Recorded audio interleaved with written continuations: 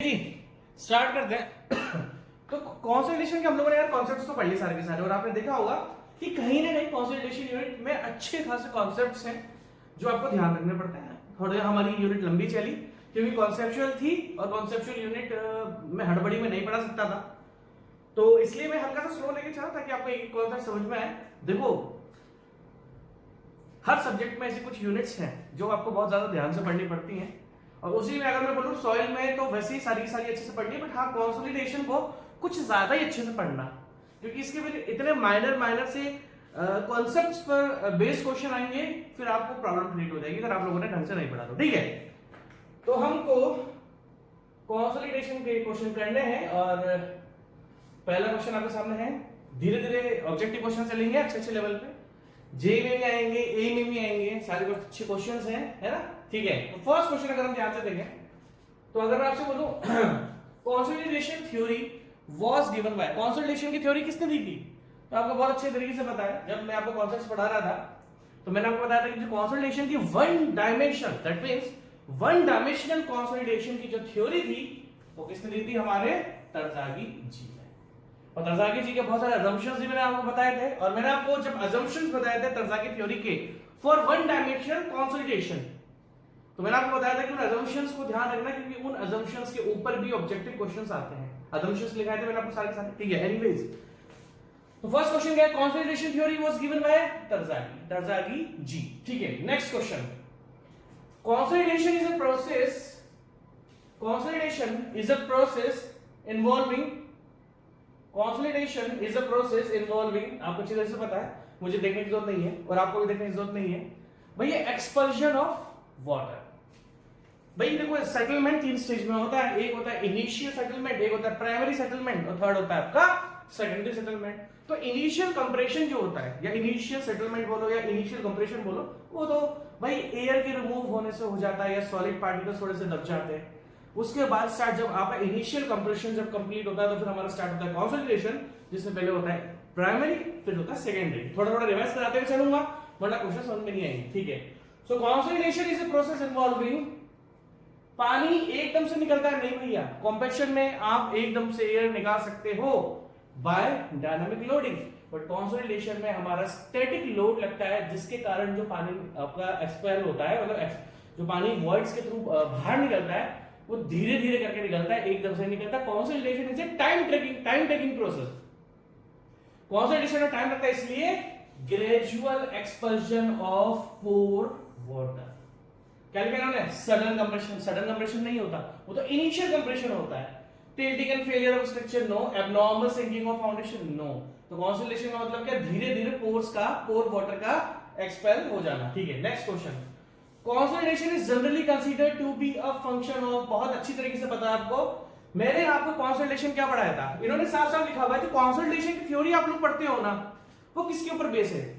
पहली बात तो मेरे को भी ऑप्शन देखने की जरूरत नहीं है ना, आपको अच्छी तरह से पता है सर कंसोलिडेशन की, मैंने कंसोलिडेशन की कहानी क्या बताई थी कि जैसे ही आपका कॉम्पैक्शन कंप्लीट हो जाता है, that means removal of air हो जाती है, तो सॉइल मास का इफेक्टिव स्ट्रेस इंक्रीज हो जाता है।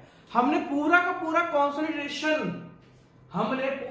कंसोलिडेशन इफेक्टिव स्ट्रेस पे पढ़ा है भाई साहब, ना मैंने आपको टोटल स्ट्रेस बताया, ना मैंने आपको पोर वाटर प्रेशर, पूरा का पूरा। आप देखो कहानी क्या थी कि जैसे ही initial compression, that means compaction हो जाता है, रिमूवल ऑफ एयर हो जाती है, तो सॉइल मास का इफेक्टिव स्ट्रेस इंक्रीज हो जाता है, और सॉइल मास का जो इफेक्टिव स्ट्रेस इंक्रीज होता है वो सॉइल के ग्रेन्स पर नहीं जाता, वो जाता है पोर प्रेशर पर। तो पोर प्रेशर पर क्या होता है, जो भी इंक्रीज, क्या बोला इनिशियल कंप्रेशन हो गया, इफेक्टिव स्ट्रेस इंक्रीज हो गया, बट जो इफेक्टिव स्ट्रेस में इंक्रीज हुआ है वो सॉइल सॉलिड्स पर नहीं जाता, वो कहां पर लगता है, वो पोर प्रेशर मतलब पोर वाटर पर लगता है। दैट मींस जब कॉम्पैक्शन हो गया तो पोर वाटर का इंक्रीज हो गया, और कंसोलिडेशन आपका कब तक होता रहेगा, जब तक ये पोर जो इंक्रीज हुआ है पोर प्रेशर में, पोर वाटर प्रेशर में, जब तक जो इंक्रीज हुआ है वो घट नहीं आ रहा, उसको हम क्या बोलते हैं, डिसिपेशन ऑफ पोर प्रेशर, तब तक आपका कंसोलिडेशन होता रहेगा। तो ये सारी कहानी में डिस्कस कर ली थी। Consolidation is generally considered to be a function of, आंख बंद करके टिक करके आ जाना, इफेक्टिव स्ट्रेसेस। इसके तो हमने पूरी कहानी पढ़ी है किस तरीके से पोर वाटर प्रेशर इंक्रीज होता है, मेरे को बताने की जरूरत नहीं यार, हमने इतने सारे कंसोलिडेशन के तो मैंने आपको शायद 7-8 लेक्चर दे दिए, बहुत बड़ी यूनिट थी है। तो ज्यादा एक्सप्लेन नहीं करूंगा, थोड़ा बहुत रिवाइज करता रहूंगा, ठीक है। Next, in the Terzaghi theory of one dimensional consolidation it is assumed that, आगे assumptions, जब मैं आपको Terzaghi थ्योरी पढ़ा रहा था तो मैंने आपको assumptions बताए थे। assumptions में क्या क्या assumptions थे Terzaghi जी के? भाई सॉइल होमोजेनियस होनी चाहिए, डार्सी लॉ वैलिड होता है, coefficient of permeability, coefficient of consolidation, coefficient of volume compressibility and coefficient of compressibility equal होता है। और क्या था Terzaghi थ्योरी? सेकेंडरी कंसोलिडेशन को कंसीडर नहीं करता, वो ओनली प्राइमरी कंसोलिडेशन को कंसीडर करती है Terzaghi थ्योरी। सारी चीजें पढ़ी थी हमने, हाँ सब पढ़ी थी। तो देखते हैं कि उनमें से क्या assumptions दिए रखे हैं। Terzaghi के सारे assumptions हम लोगों ने पढ़े थे, ध्यान रखना, ठीक है। लिखा है मैंने आपको, एक एक assumption लिखा है मैंने आपको, 7 या 8 assumptions लिखा है Terzaghi के, ठीक है। आगे बढ़ते हैं। Terzaghi जी ने वन डायमेंशनल कंसोलिडेशन के क्या क्या assumptions दिए थे? मुझे तो सारे याद है, आपको याद है कि नहीं मुझे नहीं पता।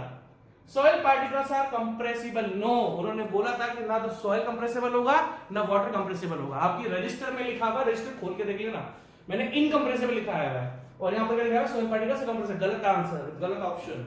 Next, soil is non homogeneous, भैया सॉइल को होमोजेनियस माना था, गलत option. Coefficient of volume change is not constant, ये भी गलत। अभी क्या बोला मैंने आपसे? Coefficient of volume change, coefficient of compressibility, coefficient of volume change और आपके कोएफिशिएंट ऑफ परमेबिलिटी, इन सबको कांस्टेंट माना गया था। कोएफिशिएंट ऑफ वॉल्यूम चेंज इन्होंने बोला कि कांस्टेंट नहीं, नहीं जी ये भी कांस्टेंट था, गलत ऑप्शन। अब तो मुझे पता है डी ऑप्शन सही होगा क्योंकि 3 तो ऑलरेडी गलत हो चुका है, अब डी देख लेते हैं। Compression is in one dimension, बिल्कुल सही बात है जी। सॉइल एक इनफाइनाइट वॉल्यूम है, दैट मींस सॉइल के 3 डायमेंशन में हम सॉइल की, यार कॉल अब यार एक सेकंड वेट करो, बस एक सेकंड सॉरी। हाँ जी कहाँ थे हम लोग? सॉरी, डी ऑप्शन पर थे यार, अब आ जाते हैं बीच में, कॉल क्या करूंगा, ठीक है। एनीवेज, तो हम Terzaghi के assumptions पर बात कर रहे थे। Terzaghi के 3 assumptions तो हमने ऑलरेडी चेक कर लिए थे जो कैंसिल हो चुके थे, तो ऑलरेडी लास्ट ऑप्शन ही आपके पास बचा है। और मैं आपको बता भी देता हूं कि Terzaghi जी ने जो कंसल्टेशन आपको दिया था वो ओनली वन डायमेंशन में दिया था, ठीक है। उन्होंने 2 डायमेंशन या 3 डायमेंशन के बारे में बात नहीं करी थी, ठीक है। नेक्स्ट क्वेश्चन, आगे बढ़ते हैं, वो क्वेश्चंस बहुत है करने के लिए। सेकेंडरी कंसोलिडेशन इज, अच्छा जी, अच्छा जी, अच्छा जी, बहुत बढ़िया। 5वां क्वेश्चन ही आपके पास बढ़िया चुका है, क्वेश्चन पढ़ लो पढ़ लो पढ़ लो पढ़ लो। Secondary consolidation is, secondary consolidation is, बताओ भाई साहब, बताओ बताओ। caused by hydrodynamic lag. What is hydrodynamic lag?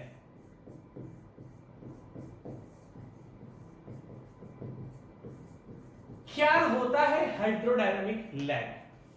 Hydrostatic pressure तो आपको पता ही है, जब फ्लूइड एट रेस्ट होता है तो उसमें जो प्रेशर लगता है वो हाइड्रोस्टैटिक प्रेशर। अब मुझे बताओ क्या होता है, ध्यान से देखना। अच्छा क्वेश्चन है, पहले बताओ मुझे हाइड्रोडायनामिक लैग बताओ और प्लास्टिक लैग बताओ।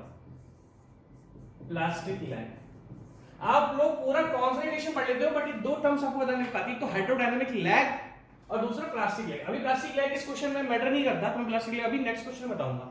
हाइड्रोडायनामिक लैग का मतलब क्या, पहले तो मुझे लैग बताओ, लैग क्या होता है। देखो लैग क्या होता है, किसी भी चीज में देरी हो जाना, किसी भी चीज में देरी हो जाना। तो हाइड्रोडायनामिक लैग का मतलब है, पहली बात तो hydrodynamic lag no doubt consolidation की बात कर रहा हूं, कॉम्पैक्शन की नहीं। कंसोलिडेशन का मतलब क्या, expulsion of water. Consolidation 2 type के होते हैं, एक होता है प्राइमरी कंसोलिडेशन, एक होता है secondary consolidation. Hydrodynamic lag only primary consolidation में होता है, प्राइमरी कंसोलिडेशन में होता है,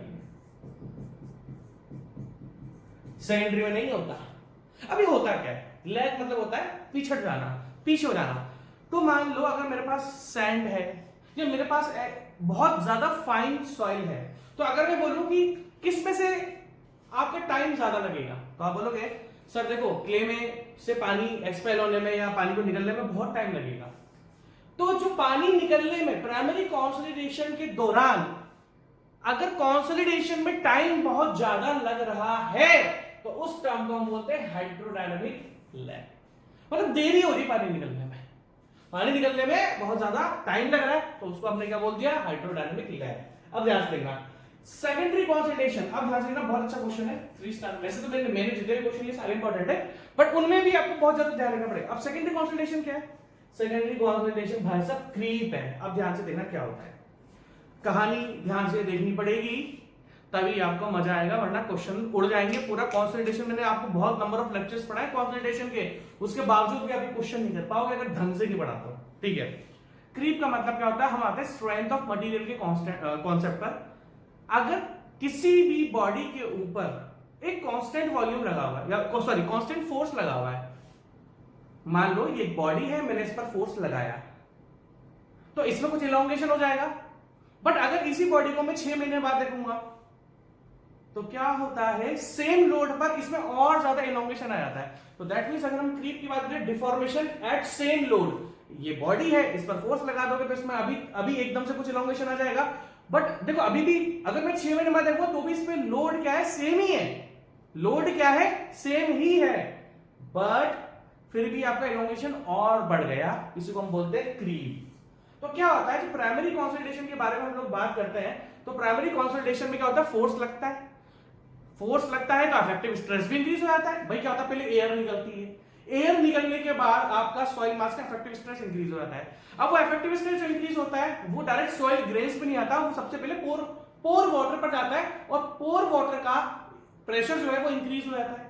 धीरे धीरे ही पोर वाटर प्रेशर डिसिपेट होता है, मतलब खत्म होता है। तो जैसे जैसे पोर वाटर प्रेशर खत्म होता जाएगा वैसे वैसे आपका कंसोलिडेशन का पानी निकलता जाएगा। जैसे ही पोर वाटर प्रेशर खत्म, जैसे ही पोर वाटर प्रेशर खत्म, तो आपका प्राइमरी कंसोलिडेशन खत्म, और प्राइमरी कंसोलिडेशन में जो पानी का एक्सपल्शन होता है वो खत्म, ठीक है भाई साहब।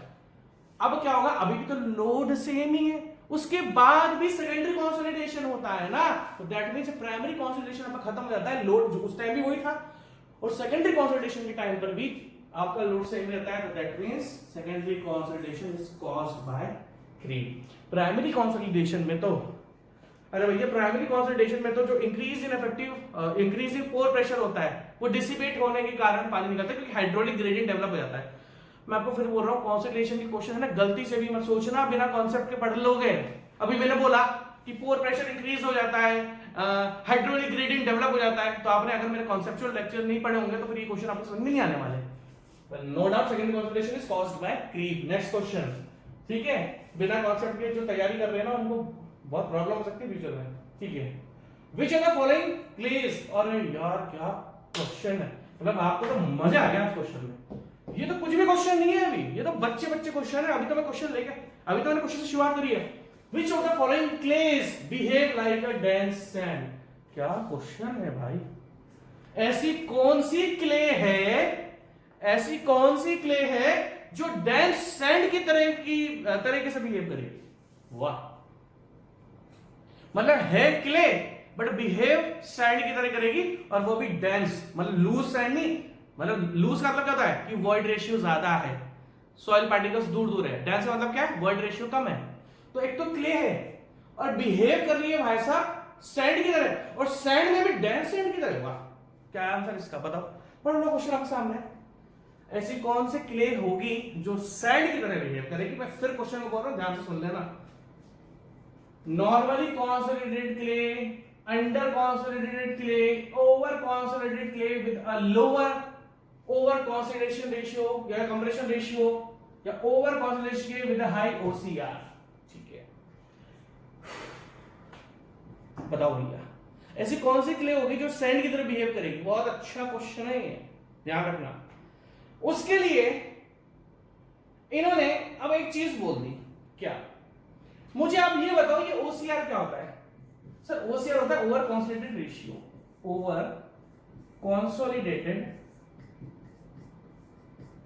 रेशियो, और इसका फॉर्मूला क्या बताया था मैंने आपको, इसको कंप्रेशन में लिखा जाता है, हम कंसोलिडेशन में पढ़ेंगे। Over compression ratio consolidation ratio same चीज है, कोई दिक्कत वाली बात नहीं है। इसका फॉर्मूला क्या था भाई साहब, आप बोलोगे सर इसका आपने फॉर्मूला बताया था, pre consolidated effective stress, pre consolidated effective stress upon existing stress। क्या क्वेश्चन है। ओवर कॉन्सोलिडेट ओसीआर मैंने आपको पढ़ाने के बाद तभी तो बोलते हैं भैया ये जो आप लोग डायरेक्ट रटने वाली तैयारी कर रहे हो ना आजकल, कि बस क्वेश्चन करके एग्जाम ले लेंगे, भैया भूल जाओ, इंजीनियरिंग को कॉन्सेप्ट से नहीं पढ़ोगे नहीं होगी, मत मानो मेरी बात। क्या मेरे को एक बार स्टेज 2 कंप्लीट करने दो, फिर मैं आगे की बात डिस्कस करूंगा आपसे। अभी हवा में मैं बातें करूँ उसका कोई मतलब नहीं बनता, अभी खत्म होगा स्टेज 2, फिर मैं आगे की बात करूंगा आपसे एक बार, ठीक है। सो ओवर कॉन्सोलिडेटेड रेशियो क्या है आपका, प्री कॉन्सोलिडेटेड स्ट्रेस, ऐसा स्ट्रेस जो सॉइल मास पर लगा हुआ है। देखो देखो यार, सारी कहानी आपको बता रखी है। पहले आपको मुझे बताया नॉर्मल कॉन्सोलिडेटेड और ओवर कॉन्सोलिडेटेड सॉइल का मतलब क्या होता है। नॉर्मल कॉन्सोलिडेटेड सॉइल क्या होती है, जिसका OCR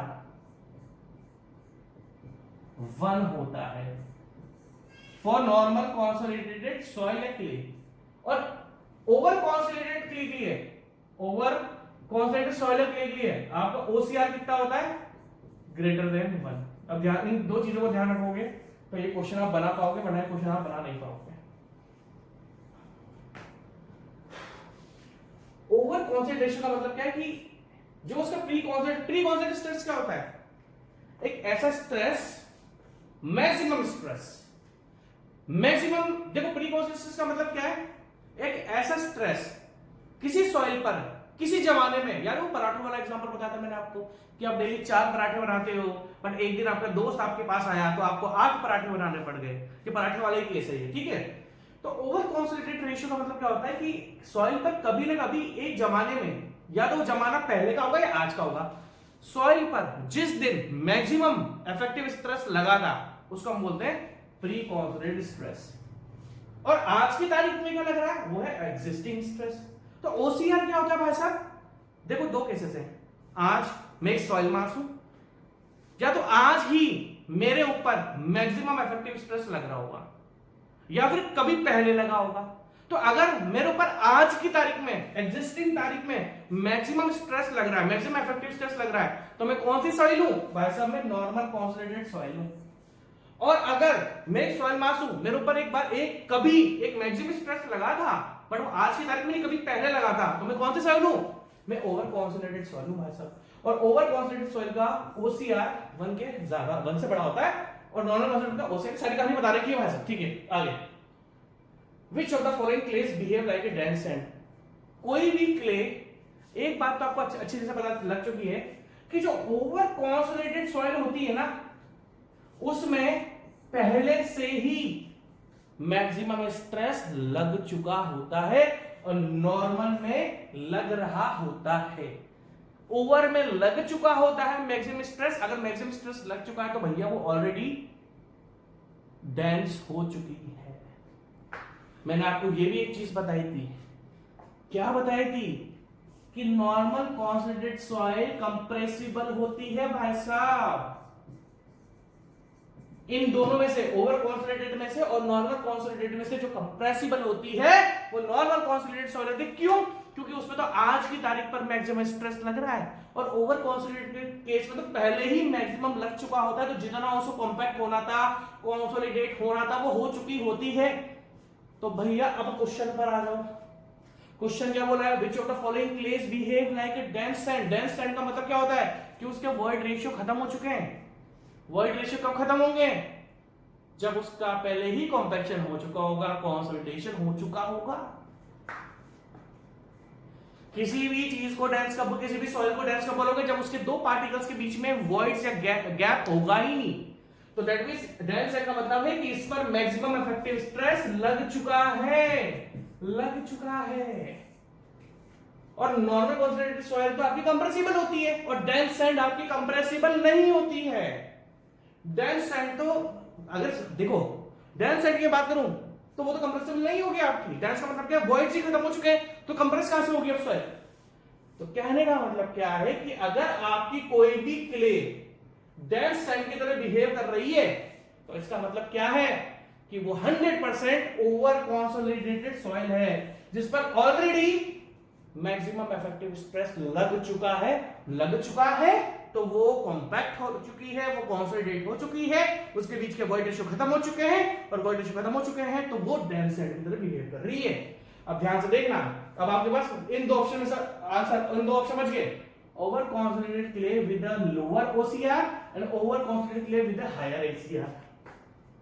बताओ भैया, बताओ तो मैं बोलूंगा भाई साहब ये OCR की value for over consolidated soil या ओवर कॉन्सोलिडेटेड क्ले, क्योंकि जनरली कॉन्सोलिडेशन हम क्ले सॉइल या फाइन सॉइल के लिए पढ़ते हैं, सैंड के लिए नहीं पढ़ते, क्योंकि सैंड के लिए इनिशियल कंप्रेशन जिसको हम कॉम्पैक्शन बोलते हैं, क्योंकि सैंड की परमेबिलिटी बहुत ज्यादा होती है, सैंड की परमेबिलिटी भाषा बहुत ज्यादा होती है, तो उसमें कॉन्सोलिडेशन का रोल आता ही नहीं है। ये सारी कहानी मैंने बता रखी है, और मुझे अभी बहुत सारे क्वेश्चन कराने, वरना मैं कहानी को लंबी भी लेके आ सकता हूँ, बट अभी लेके नहीं आऊंगा क्योंकि बताने का लेक्चर्स में। ठीक है, समझ में आ रही है बात? ठीक है, अब ओवर कॉन्सोलिडेटेड क्ले के पास आपके पास दो ऑप्शन बच गए। आपको ये पता लग गया कि हाँ डेंस सैंड है, तो ओवर कॉन्सोलिडेटेड मैंने बता दी कहानी सारी की सारी क्या है। अब लोअर ओसीआर या हायर ओसीआर, आप बोलोगे भैया देखो हायर ओसीआर का मतलब क्या है, प्री कॉन्सोलिडेटेड स्ट्रेस की वैल्यू ज्यादा होनी चाहिए। जिस सॉइल की प्री कॉन्सोलिडेटेड स्ट्रेस की वैल्यू, क्योंकि ऊपर न्यूमरेटर में ऊपर की साइड है, तो ये और ओसीआर और ये दोनों प्री कॉन्सोलिडेशन स्ट्रेस दोनों डायरेक्टली प्रोपोर्शनल है।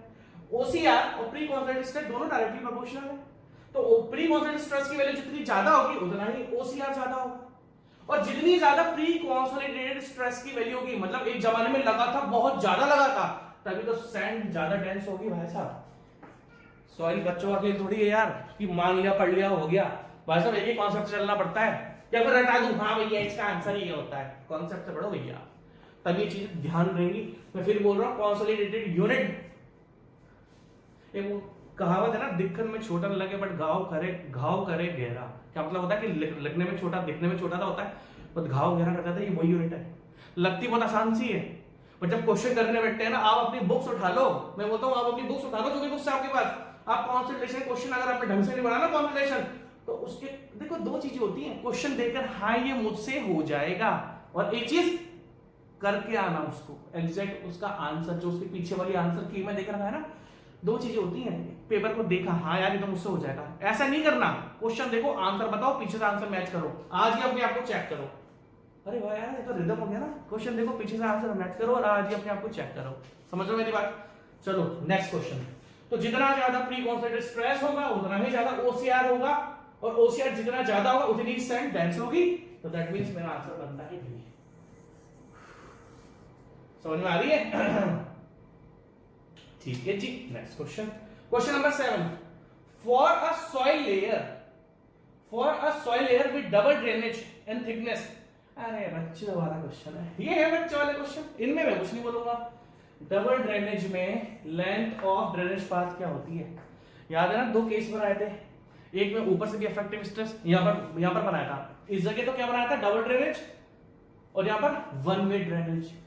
तो वन वे ड्रेनेज में क्या था, ऊपर से इफेक्टिव स्ट्रेस लग रहा था और नीचे से पानी निकल रहा था। डबल ड्रेनेज में क्या है, ऊपर से भी स्ट्रेस लग रहा था, नीचे से भी स्ट्रेस लग रहा था, तो नीचे वाला स्ट्रेस लग रहा उसका पानी ऊपर निकल रहा था, जो ऊपर वाला स्ट्रेस लग रहा था उसका पानी नीचे से निकल रहा था, तो जो भी डेप्थ ऑफ सॉइल सैंपल होती है हम उसका आधा कर देते हैं।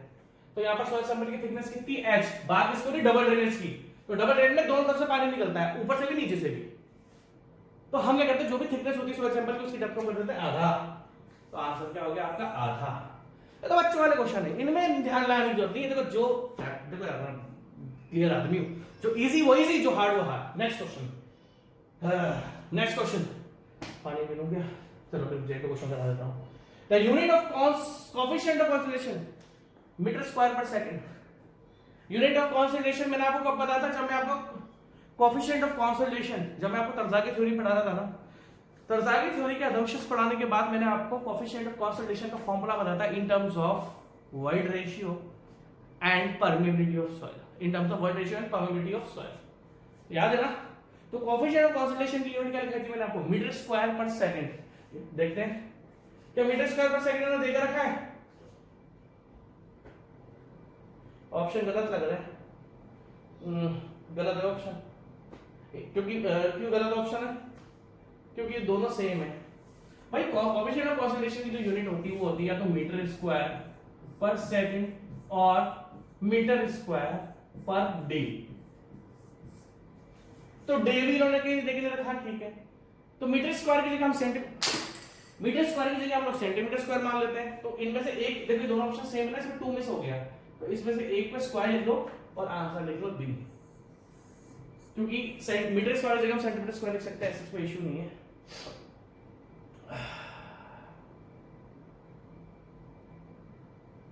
ठीक है भाई साहब, next question, When a static load is applied, the consolidation is fast. नहीं तो बच्चों लगे कैसे? Consolidation सबसे ज्यादा फास्ट किस में होगा? Obviously सैंड में होगा। क्यों? क्योंकि सैंड की परमेबिलिटी ज्यादा होती है। सैंड की परमेबिलिटी ज्यादा होती है क्योंकि आपको पता है, वैसे भी आपको एक चीज पता है कि coefficient of consolidation is directly proportional to permeability of soil. याद है ना आपको, ये रिलेशनशिप लिखा था मैंने, आपको भूल गए। Coefficient of consolidation is directly proportional to permeability of soil. तो जिस सॉइल की जितनी ज्यादा परमेबिलिटी होगी वो उतना ही जल्दी कंसोलिडेट होगा। लाइक सैंड, सैंड की परमेबिलिटी ज्यादा होती है। क्यों होती है? अब देखो सैंड की परमेबिलिटी क्यों ज्यादा होती है, मैंने आपको 10 पॉइंट बताए थे। लास्ट में मैंने आपको फैक्टर्स बताए थे, किन किन फैक्टर्स पर परमेबिलिटी डिपेंड होती है। एक फैक्टर नहीं है, बहुत सारे फैक्टर्स हैं। तो हमने अभी यही माना कि भाई एक रीजन बोलते हैं सॉइल सैंड का वॉइड रेशियो बड़ा है, क्या दिक्कत है? तो वॉइड रेशियो बड़ा है मतलब उनके बीच के जो वॉइड्स होते हैं वो बड़े होते हैं, तो उसकी परमेबिलिटी भी ज्यादा होती है। तो सैंड की परमेबिलिटी ज्यादा है तो जल्दी से कंसोलिडेशन हो जाएगा। तो यही उन्होंने क्वेश्चन लिखा हुआ है, ठीक है। When a static load is applied the consolidation is fast in, देखो कंसोलिडेशन तेज किसमें होता है? सैंड में होता है यार। आंख बंद करके ऑपरेटिंग करके आ जाओ। मुझे प्यार में पानी पीना है, कोई पी लेंगे, ठीक है। The aim of doubling the pressure, बहुत बढ़िया क्वेश्चन, अच्छा क्वेश्चन है, पढ़ लो। मुझे तो आता है, अब मैं करा रहा हूं तो मुझे तो आता ही होगा, उसमें शक वाली बात नहीं है। The aim of doubling the pressure each time in the consolidation, in the consolidation test, ये कुछ ज्यादा की जगह है यहाँ पे, थोड़ा उधर किसका है इसको, चलो इतना, ठीक है। The aim of doubling the pressure each time in the consolidation test is to see that the soil is always, यार क्या गजब क्वेश्चन है यार, मजा आ गया भाई साहब, मजा आ गया भाई साहब। ये होता है कॉन्सेप्ट के साथ खेलना। क्वेश्चन सामने है, जितने भी ये ओवर कॉन्फिडेंस में है ना कि हम कॉन्सेप्ट पढ़े बिना इस क्वेश्चन को कर लेंगे, मुझे क्वेश्चन करके दिखा दे वाला। बताओ बताओ ये बताओ कितने रटोगे यार, नहीं रट पाओगे।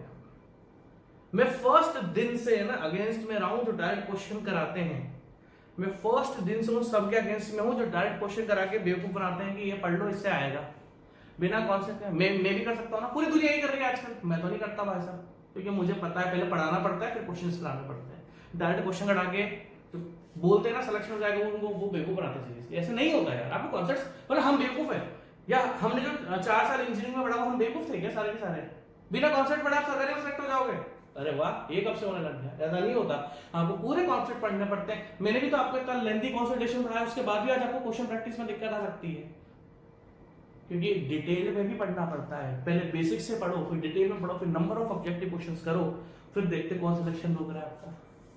एनीवेज चलो, बहुत बार समझा दी, आज फिर समझा दी, ठीक है। बताओ the aim of doubling the pressure each time, बताओ भैया the aim of doubling the pressure each time. मैंने आपको ऑइडोमीटर टेस्ट पूरा एक्सप्लेन करा था, क्या था वो ऑइडोमीटर टेस्ट बताओ, जिसको हम कंसोलिडेशन टेस्ट भी बोलते हैं। अब आगे ना बिना पढ़े कर लोगे इस क्वेश्चन को, नहीं कर पाओगे। मैंने आपको पूरा कंसोलिडेशन टेस्ट परफॉर्म करने बताया था ऑइडोमीटर पर। उस ऑइडोमीटर पर क्या था बताओ, ऐसा बताओ। आप बोलोगे सर उसमें क्या होता है कि आप एक सॉइल सैंपल लेते हो कंसोलिडेशन एपरेटस के अंदर, उसमें रिंग्स होती हैं, उसके अंदर हम सॉइल सैंपल को फंसा देते हैं, फिर धीरे धीरे करके लोड बढ़ाते हैं। अरे भाई साहब अगर लोड बढ़ा रहे हैं तो क्यों बढ़ाते हैं? लोड जब पहले एक लोड लगाया था मैंने, यहां पर मैंने येलो कलर की रिंग बनाई थी, फिर उसके ऊपर एक और रिंग बनाई थी, उस हैंगर पर हम लोड लगाते आ रहे थे ऑइडोमीटर टेस्ट पे। तो क्या हो रहा था उसमें, पहले लोड लगाया, जितना कंसोलिडेशन हो सकता था होने दिया, 24 घंटे का वेट करा, फिर अगला लोड बढ़ाया, जितना इफेक्टिव स्ट्रेस में चेंज हो रहा है या वॉइड प्रेशर या पानी निकल रहा है, याद है सारी बातें? याद ही नहीं याद? हाँ सर याद है। धीरे धीरे करके हम लोड बढ़ाते हैं। भाई साहब हम लोड क्यों बढ़ा रहे थे? क्योंकि हर बार लोड बढ़ाने से कंसोलिडेशन हो रहा था, उस कंसोलिडेशन की रीडिंग मुझे ऊपर वाला डायल गेज दे रहा। फिर लास्ट में मैंने आपको क्या बताया था कि लोड फिर हमने लगाने बंद कर दिए थे जब डायल गेज ने रीडिंग देनी बंद कर दी थी। तो भाई साहब हमने लोड लगाने बंद कर दिए थे क्योंकि कंसोलिडेशन हो ही नहीं रहा था। तो जब कंसोलिडेशन ही नहीं होगा भैया तो मैं क्यों लोड लगाऊंगा? अब आ जाओ क्वेश्चन पर। The aim of doubling the pressure, doubling the pressure है कि आप हर बार एक लोड लगाया, फिर दूसरा लोड लगाया, फिर तीसरा लोड लगाया। आप क्यों लगाते थे लोड? क्योंकि भैया जी कंसोलिडेशन हो रहा था और डायल गेज में रीडिंग आ रही थी 24 घंटे के बाद। अब आ जाओ ऑप्शन पर। द एम, हम क्यों डबल करते हैं, क्यों हम इफेक्टिव स्ट्रेस को इंक्रीज करते हैं? क्योंकि कंसोलिडेशन होता है। कंसोलिडेशन कौन सी सॉइल में होता है? नॉर्मली कंसोलिडेट कंडीशन में। Over consolidate soil already consolidate होती है। खत्म कॉन्सेप्ट। क्या गजब क्वेश्चन था। आया मजा? कैसे रटोगे? इंजीनियरिंग खिलवाड़ नहीं है दोस्तों। मैं आपको पहले दिन से आज पढ़ाते पढ़ाते इतना समय हो गया, आज तक जब से मैंने पढ़ाना स्टार्ट किया ना तब तक तो लोग भी नहीं हुआ करते थे पढ़ाने वाले। मतलब समझ रहे हो? अब हो गई, भीड़ हो गई। आज क्या कर रहे हो? हाँ भैया एग्जाम आया इसके लिए पढ़ा दो, क्वेश्चन करा दिया। ऐसा नहीं होता। मैं अपने टारगेट पे पहले दिन से आज तक फिक्स हूं। पहले कॉन्सेप्ट्स पढ़ाऊंगा, बेसिक्स टू डिटेल, उसके बाद क्वेश्चंस कराऊंगा। तो आप यार प्लीज ये फॉलो करो भैया। मेरा दिल दुखता है उन सारे स्टूडेंट्स को देख के जो डायरेक्ट क्वेश्चन करने में बिलीव रखते हैं विदाउट पढ़े हुए, क्योंकि आप अपना टोटली टाइम वेस्ट कर रहे हो दोस्तों। आप सीरियसली बता रहा हूं मैं आपको, आप अगर बिना कॉन्सेप्ट पढ़े डायरेक्ट ऑब्जेक्टिव क्वेश्चन रट रहे हो या पढ़ रहे हो, ये आप टाइम वेस्ट कर रहे हो। हाँ, आप पहले कॉन्सेप्ट्स पढ़ो, बेसिक्स टू डिटेल पढ़ो। अच्छा एक चीज बताऊं उसको, हम जब बीमार होते हैं तो क्या करते हैं? किसी मान लो मेरे हाथ में दर्द हुआ, इन केस मान लेते हैं, ना हो मुझे ना आपको हो, चलो फिर भी बॉडी है हो यार, किसी को भी हाथ में दर्द हो गया, मैं अपने ऊपर क्यों एग्जांपल लूं, ठीक है? किसी एक्स पर्सन को उसके हाथ में दर्द हो गया तो वो बोलेगा पापा पापा दर्द हो रहा है, पापा पापा पापा दर्द हो गया पापा। तो पापा क्या करेंगे? उसको बेस्ट डॉक्टर के पास लेके जाएंगे ना। बेस्ट डॉक्टर का मतलब समझते हो? हाथ में दर्द हो रहा है, हड्डी पट्टी में दर्द हो रहा है तो ऑर्थोपेडिक के पास जाओ। आदमी ऑर्थोपेडिक का बनता है भाई साहब, आदमी ऑर्थोपेडिक का बनता है भैया जब वो अपना 5 साल एमबीबीएस में दे देता है ना, उसके बाद वो अपनी मास्टर्स करता है। 5 साल डॉक्टर एमबीबीएस करता है ना, उसके बाद वो अपनी मास्टर्स करता है, और मास्टर्स करने के बाद वो स्पेशलिस्ट बनता है, कार्डियोलॉजिस्ट बनता है, ऑर्थोपेडिक बनता है, डर्मेटोलॉजिस्ट बनता है। तो आप पता है क्या कर रहे हो? आप पता है क्या कर रहे हो? डायरेक्ट क्वेश्चन करके आप डायरेक्ट ही है ना ऑर्थोपेडिक बनना चाह रहे हो विदाउट एमबीबीएस पढ़े हुए। ऐसा नहीं होता ना। मतलब ये तो सही है कि हमें जब खुद को में प्रॉब्लम आ रही है तो हमें सिटी का बेस्ट डॉक्टर चाहिए भाई साहब। तो बेस्ट तो वही होगा ना। हाथ में दर्द होने के लिए फिजिशियन जिन्होंने नॉर्मल एमबीबीएस उसके वास्ते आप जाओगे नहीं। आपको लग रहा है मेरे हाथ में दर्द हो रहा है तो भाई पापा इस सिटी का बेस्ट डॉक्टर कौन है? तो बेस्ट डॉक्टर ने तो भाई साहब पहले अपना है ना बेसिक्स पढ़ा है, डिटेल पढ़ा है, उसके बाद एक चीज में मास्टर करी है उसने। और आप लोग पता क्या कर रहे हो? जो डायरेक्ट क्वेश्चन करते हैं आप लोग डायरेक्ट ही है ना मास्टर्स बनना चाह रहे हो। ऐसा नहीं होता ना। तो इन्होंने जो अपने 5 साल एमबीबीएस में लगाए भी होते हैं तो काम किए, ऐसा थोड़ी होता है। ये मास्टर्स तभी बन पाते हैं जब वो इस एमबीबीएस को ढंग से पढ़ते जाते हैं। तो आप समझो, ये जो आप डायरेक्ट क्वेश्चंस कर रहे हो ना, आप डायरेक्ट मास्टर बनने की कोशिश करते हो और आपका फर्ज क्या होता है कि पहले आप अपने basics to detail concept complete करो बहुत तरीके से, और उसके बाद मास्टर्स क्वेश्चंस को प्रैक्टिस करो और सरकारी एग्जाम देकर आ जाओ। समझो तो समझो, नहीं समझो तो कोई बात नहीं, मैं तो समझा रहा हूं क्या सालों से। Anyways next question. तो मैंने क्या बोला कि हर टाइम प्रेशर जो आप लोग इंक्रीज कर रहे हो, प्रेशर जो आप लोग इंक्रीज कर रहे हो वो तभी करोगे जब कॉन्संट्रेशन होगा। अरे भैया ओवर कॉन्संट्रेटेड सॉइल तो ऑलरेडी कॉन्संट्रेटेड होती है, कंप्रेसिबल कौन सी होती है? Normal concentrated soil. तो जब नॉर्मली कॉन्संट्रेटेड सॉइल मुझे मिलेगी तभी तो, क्योंकि नॉर्मल कॉन्संट्रेटेड सॉइल कंप्रेसिबल होती है। तो अगर मैं हर बार प्रेशर को इंक्रीज कर रहा हूं तो ऑब्वियसली वो कंप्रेस हो रही है, वो कॉन्संट्रेट हो रही है। तो आंसर क्या है? अरे भैया भावना में भेजना है। तो आंसर क्या है? नॉर्मली, तो भी मजे ले रहे मस्ती, ठीक है, नॉर्मली कॉन्संट्रेटेड। समझ आ गई बात? Next question. The maximum over बच्चे वाला क्वेश्चन, ये अच्छी देखो, जो बच्चे वाले क्वेश्चन है वो बच्चे वाले क्वेश्चन है, उसमें क्या है? The maximum over concentration ratio of normally concentrated soil, मैंने आपको पहले बता दिया था 1 होता है। कितना होता है? वैसे 1 होता है। तो इसमें मैं टाइम वेस्ट नहीं करूंगा। देखो ओवर कॉन्संट्रेटेड सॉइल, यार प्यास लग रही है, रुक जाओ थोड़ा सा पानी रूम में। ठीक है जी, नेक्स्ट क्वेश्चन आगे देखो। इन तरजागी थ्योरी, अबे तू मत शिफ्ट कर, ठीक है।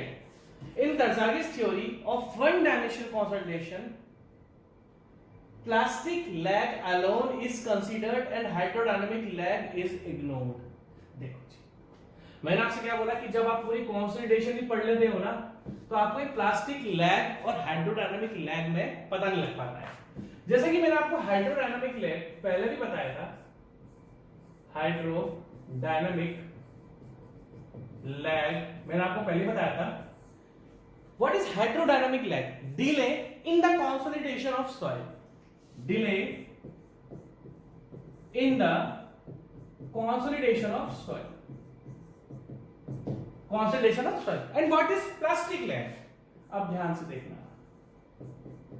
प्लास्टिक लैग क्या होता है, ध्यान से देखना, आपको बुक्स में भी मिलती चीज है ये। प्लास्टिक लैग क्या होता है? सॉइल के सॉलिड ग्रेन्स है, सॉइल ग्रेन्स है, उनके बीच में पानी होता है, वाटर होता है वॉइड्स में। जब कंसोलिडेशन की बात करते हैं तो एयर तो रिमूव हो चुकी होती है और वाटर बच जाता है, ठीक है। तो जब एकदम से सॉइल का इफेक्टिव स्ट्रेस इंक्रीज होता है तो वो इफेक्टिव स्ट्रेस वाटर पर जाता है, डायरेक्ट सॉइल ग्रेन्स पर नहीं जाता। क्या बोला मैंने आपसे? ध्यान से सुनना भैया। आपके अगर दो देखो, हाइड्रोडायनामिक लिख तो पता लग गया कि भाई किसी कारणवश आपका जो एक्सपल्शन ऑफ वाटर हो रहा है वो स्लो हो रहा है, तो उसको तो हमने हाइड्रोडायनामिक लैग बोल दिया।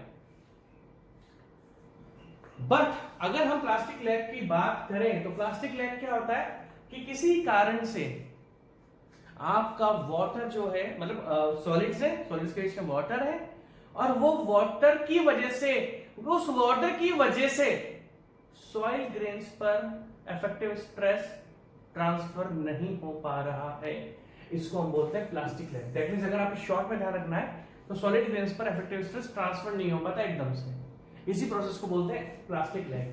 तरजागी जी ने हाइड्रोडायनामिक लैग को तो डिफाइन करा था, बट प्लास्टिक लैग को डिफाइन नहीं करा था।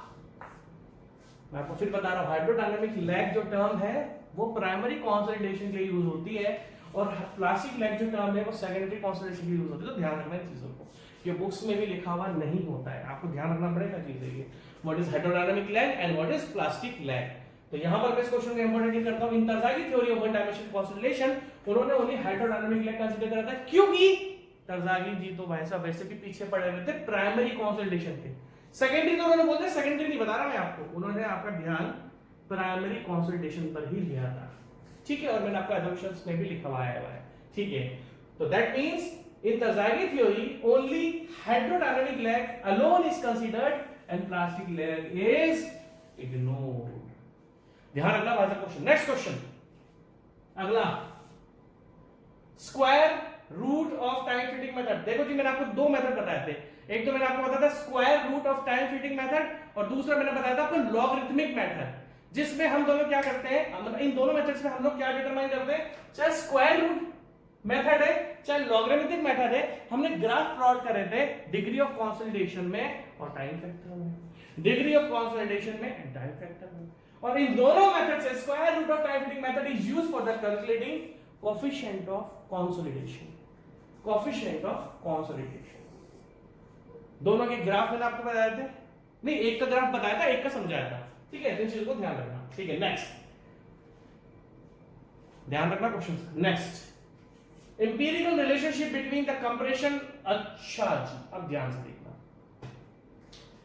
कंप्रेशन इंडेक्स पढ़ाया था मैंने आपको कुछ, हाँ सर पढ़ाया था, सीसी कंप्रेशन इंडेक्स।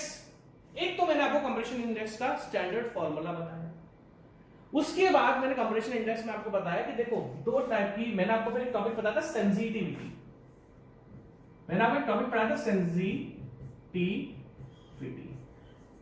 सेंसिटिविटी का मतलब कहता है loss of shear strength of soil sample due to remoulding.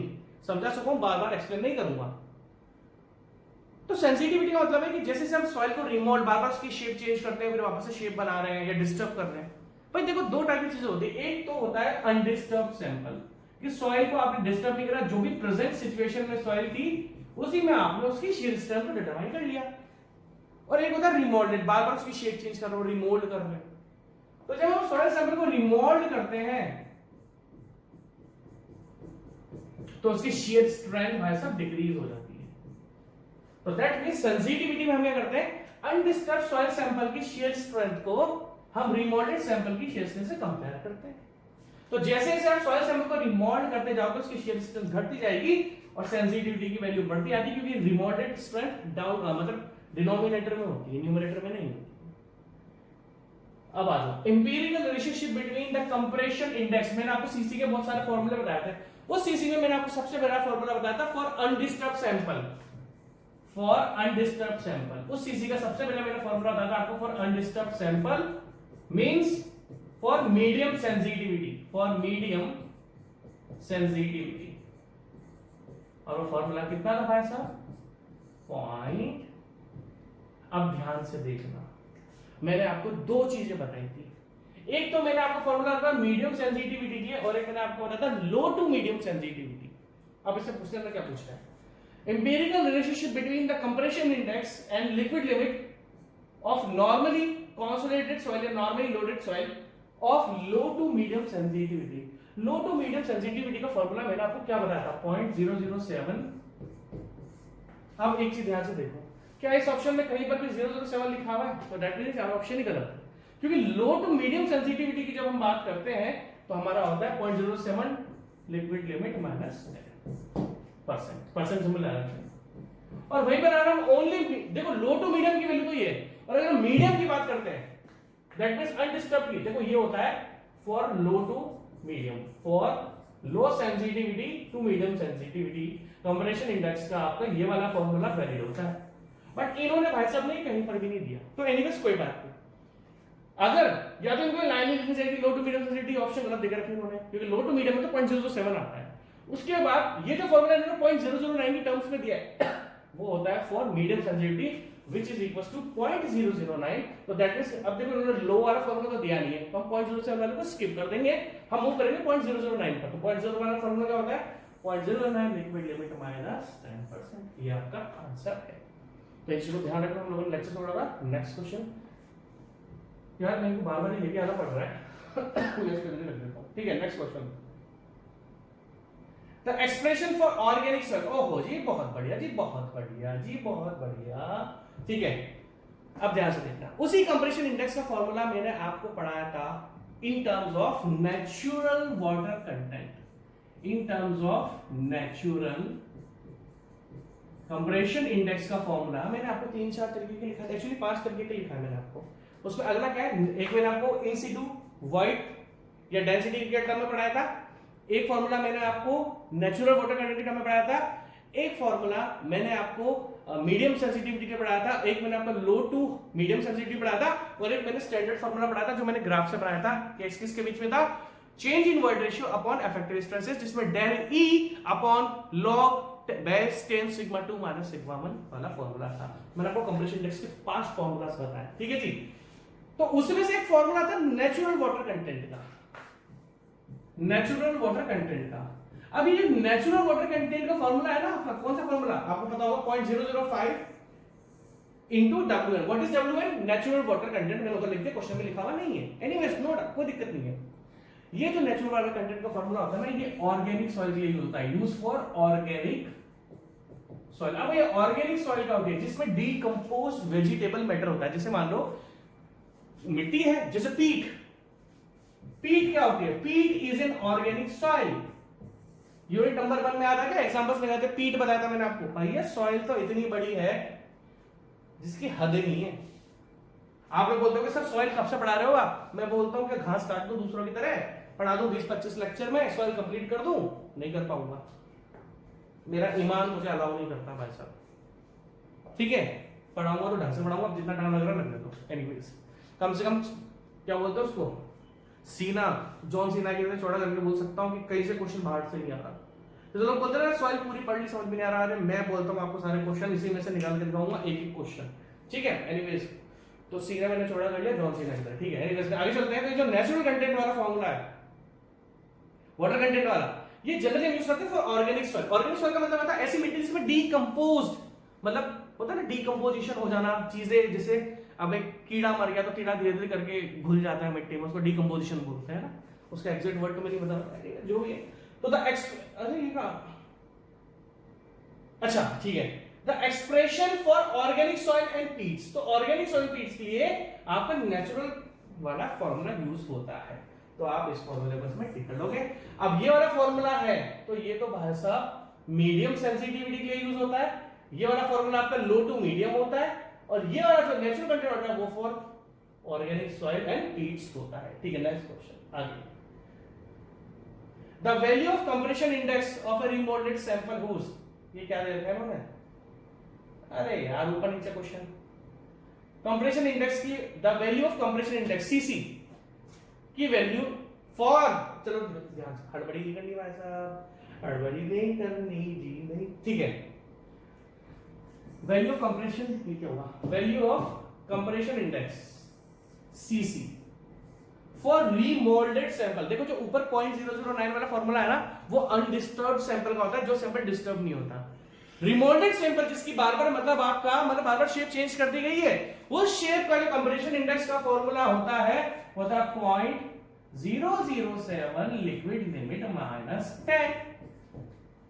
ये फॉर्मूला वैलिड है फॉर रिमोल्डेड सैंपल, आपको मैं बता चुका हूं, ठीक है, रिमोल्डेड सैंपल, ठीक है। अब अगर हम आगे की बात डिस्कस करें तो the value of compression index for a remoulded sample, remoulded sample की अगर हम बात करें तो वो फॉर्मूला तो मैंने आपको चेप ही दिया है, क्या क्या होता है, तो लिक्विड लिमिट कितनी होगी 30%, तो फॉर्मूला चेप तो compression index is equals to 0.007 liquid limit -10, तो is equals to 0.007 liquid limit कितनी है आपकी 30% -10% which is equals to 20 को 7 से मल्टीप्लाई करूंगा तो आ जाएगा 1.4 समथिंग। अरे ये क्या हुआ,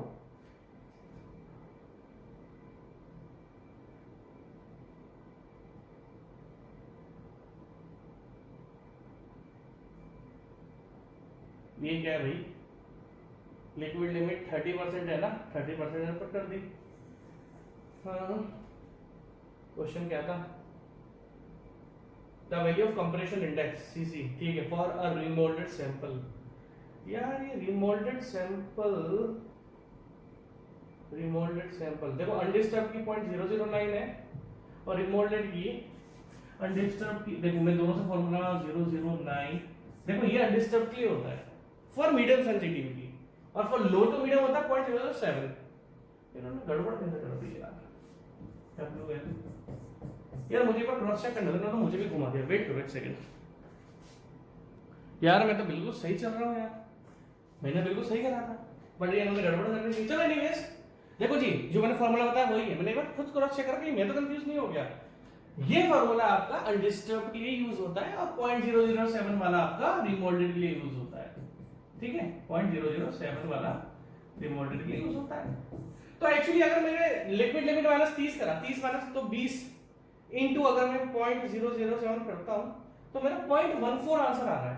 तो इन्होंने इस फॉर्मूले से सॉल्व नहीं करा 100%, इन्होंने इससे सॉल्व करा है, अरे इनका तो इससे भी आंसर नहीं आ रहा।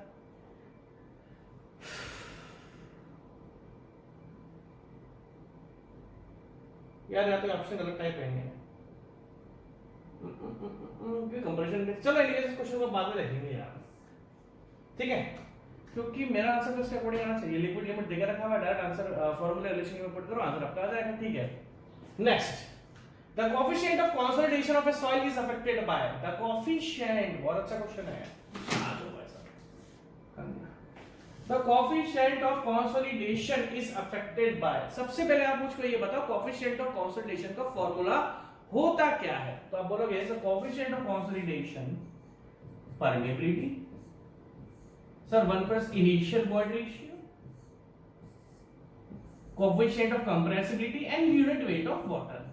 क्या ये कोएफिशिएंट ऑफ कंसोलिडेशन का फार्मूला है? आप बोलोगे नहीं सर गलत बता रहे हो, permeability in only one direction, क्योंकि सर हम कंसोलिडेशन वन डायरेक्शन पढ़ते हैं, तो हमने एक्स वाई जेड में से ओनली एक डायरेक्शन आपके सामने ले ली, ठीक है भाई, सही बात।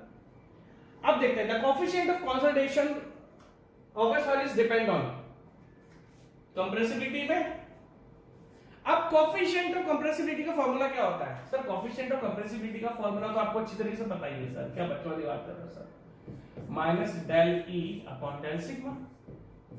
कोएफिशिएंट ऑफ कंप्रेसिबिलिटी का फार्मूला क्या है? Minus del e upon del sigma, ठीक है। बहुत बढ़िया बात है सर। तो क्या कोफिशिएंट ऑफ कंसोलिडेशन हमारा कंप्रेसिबिलिटी पर डिपेंड है? बिल्कुल है। ये क्या है? This is coefficient of compressibility. अब ये क्या हो गया? चलो कोई बात नहीं, ये लो, this is coefficient of compressibility. तो क्या कोफिशिएंट ऑफ कंसोलिडेशन हमारा कंप्रेसिबिलिटी पर डिपेंड है? हाँ जी 100% है, क्योंकि कोफिशिएंट ऑफ कंप्रेसिबिलिटी तो उसके फॉर्मूले में आ रहा है। परमेबिलिटी पे डिपेंड है? हाँ जी सर, खुला खुला फॉर्मूले में आ रहा है। कंप्रेसिबिलिटी भी फॉर्मूले में है, परमेबिलिटी भी फॉर्मूले में है।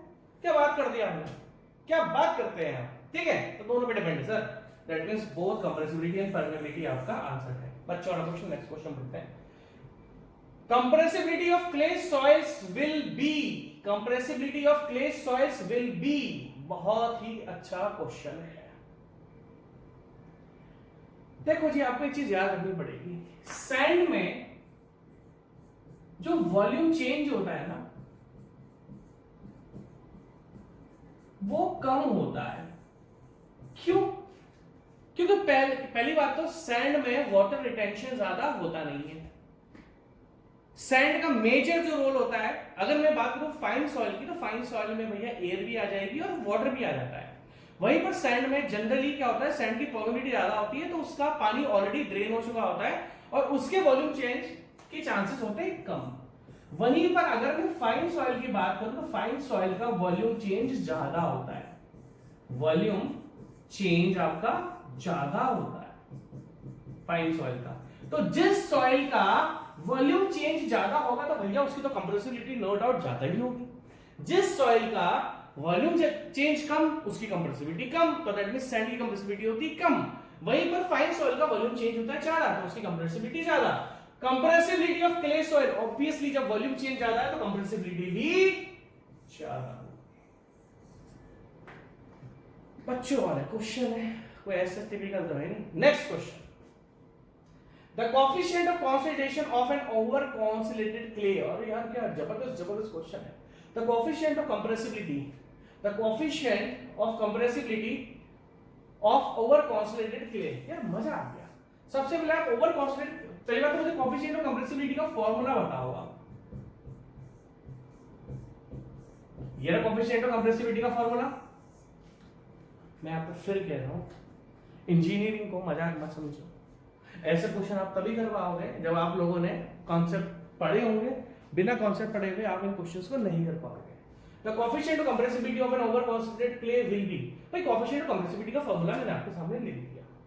जब मैंने इसका फार्मूला आपके सामने लिखा, तो आपको पता लग गया कि जिस सॉइल का वॉइड रेशियो ज्यादा होगा या चेंज इन वॉइड रेशियो ज्यादा होगा, भाई जिस सॉइल में चेंज इन वॉइड रेशियो ज्यादा होगा, उस सॉइल की कंप्रेसिबिलिटी भी ज्यादा होगी। जिस सॉइल का चेंज इन वॉइड रेशियो कम होगा, उसकी कंप्रेसिबिलिटी भी कम होगी। अब देखो, the coefficient of compressibility of an over consolidated clay will be, ध्यान से देखना, ओवर कंसोलिडेटेड क्ले की, अब इसने बात करी कि over consolidated clay, that means over consolidated soil. Over consolidated soil already consolidated होती है, तो जो सॉइल ऑलरेडी कंसोलिडेटेड होती है, क्योंकि उस पर already maximum stress, effective stress लग चुका होता है, इसने पूछा है जो ओवर कंसोलिडेटेड सॉइल आपकी है, उसका कोएफिशिएंट ऑफ कंप्रेसिबिलिटी ज्यादा होता है कम होता है। अब इसने कंपेयर किससे करा है? Equal to normally consolidated clay नहीं, ग्रेटर देन नॉर्मली कैसे होता है पता नहीं, लेस देन नॉर्मल का पता नहीं। अब देखो ध्यान से देखना, the coefficient of compressibility of an over consolidated clay, over consolidated clay की जो कंप्रेसिबिलिटी का फार्मूला है वो है change in void ratio.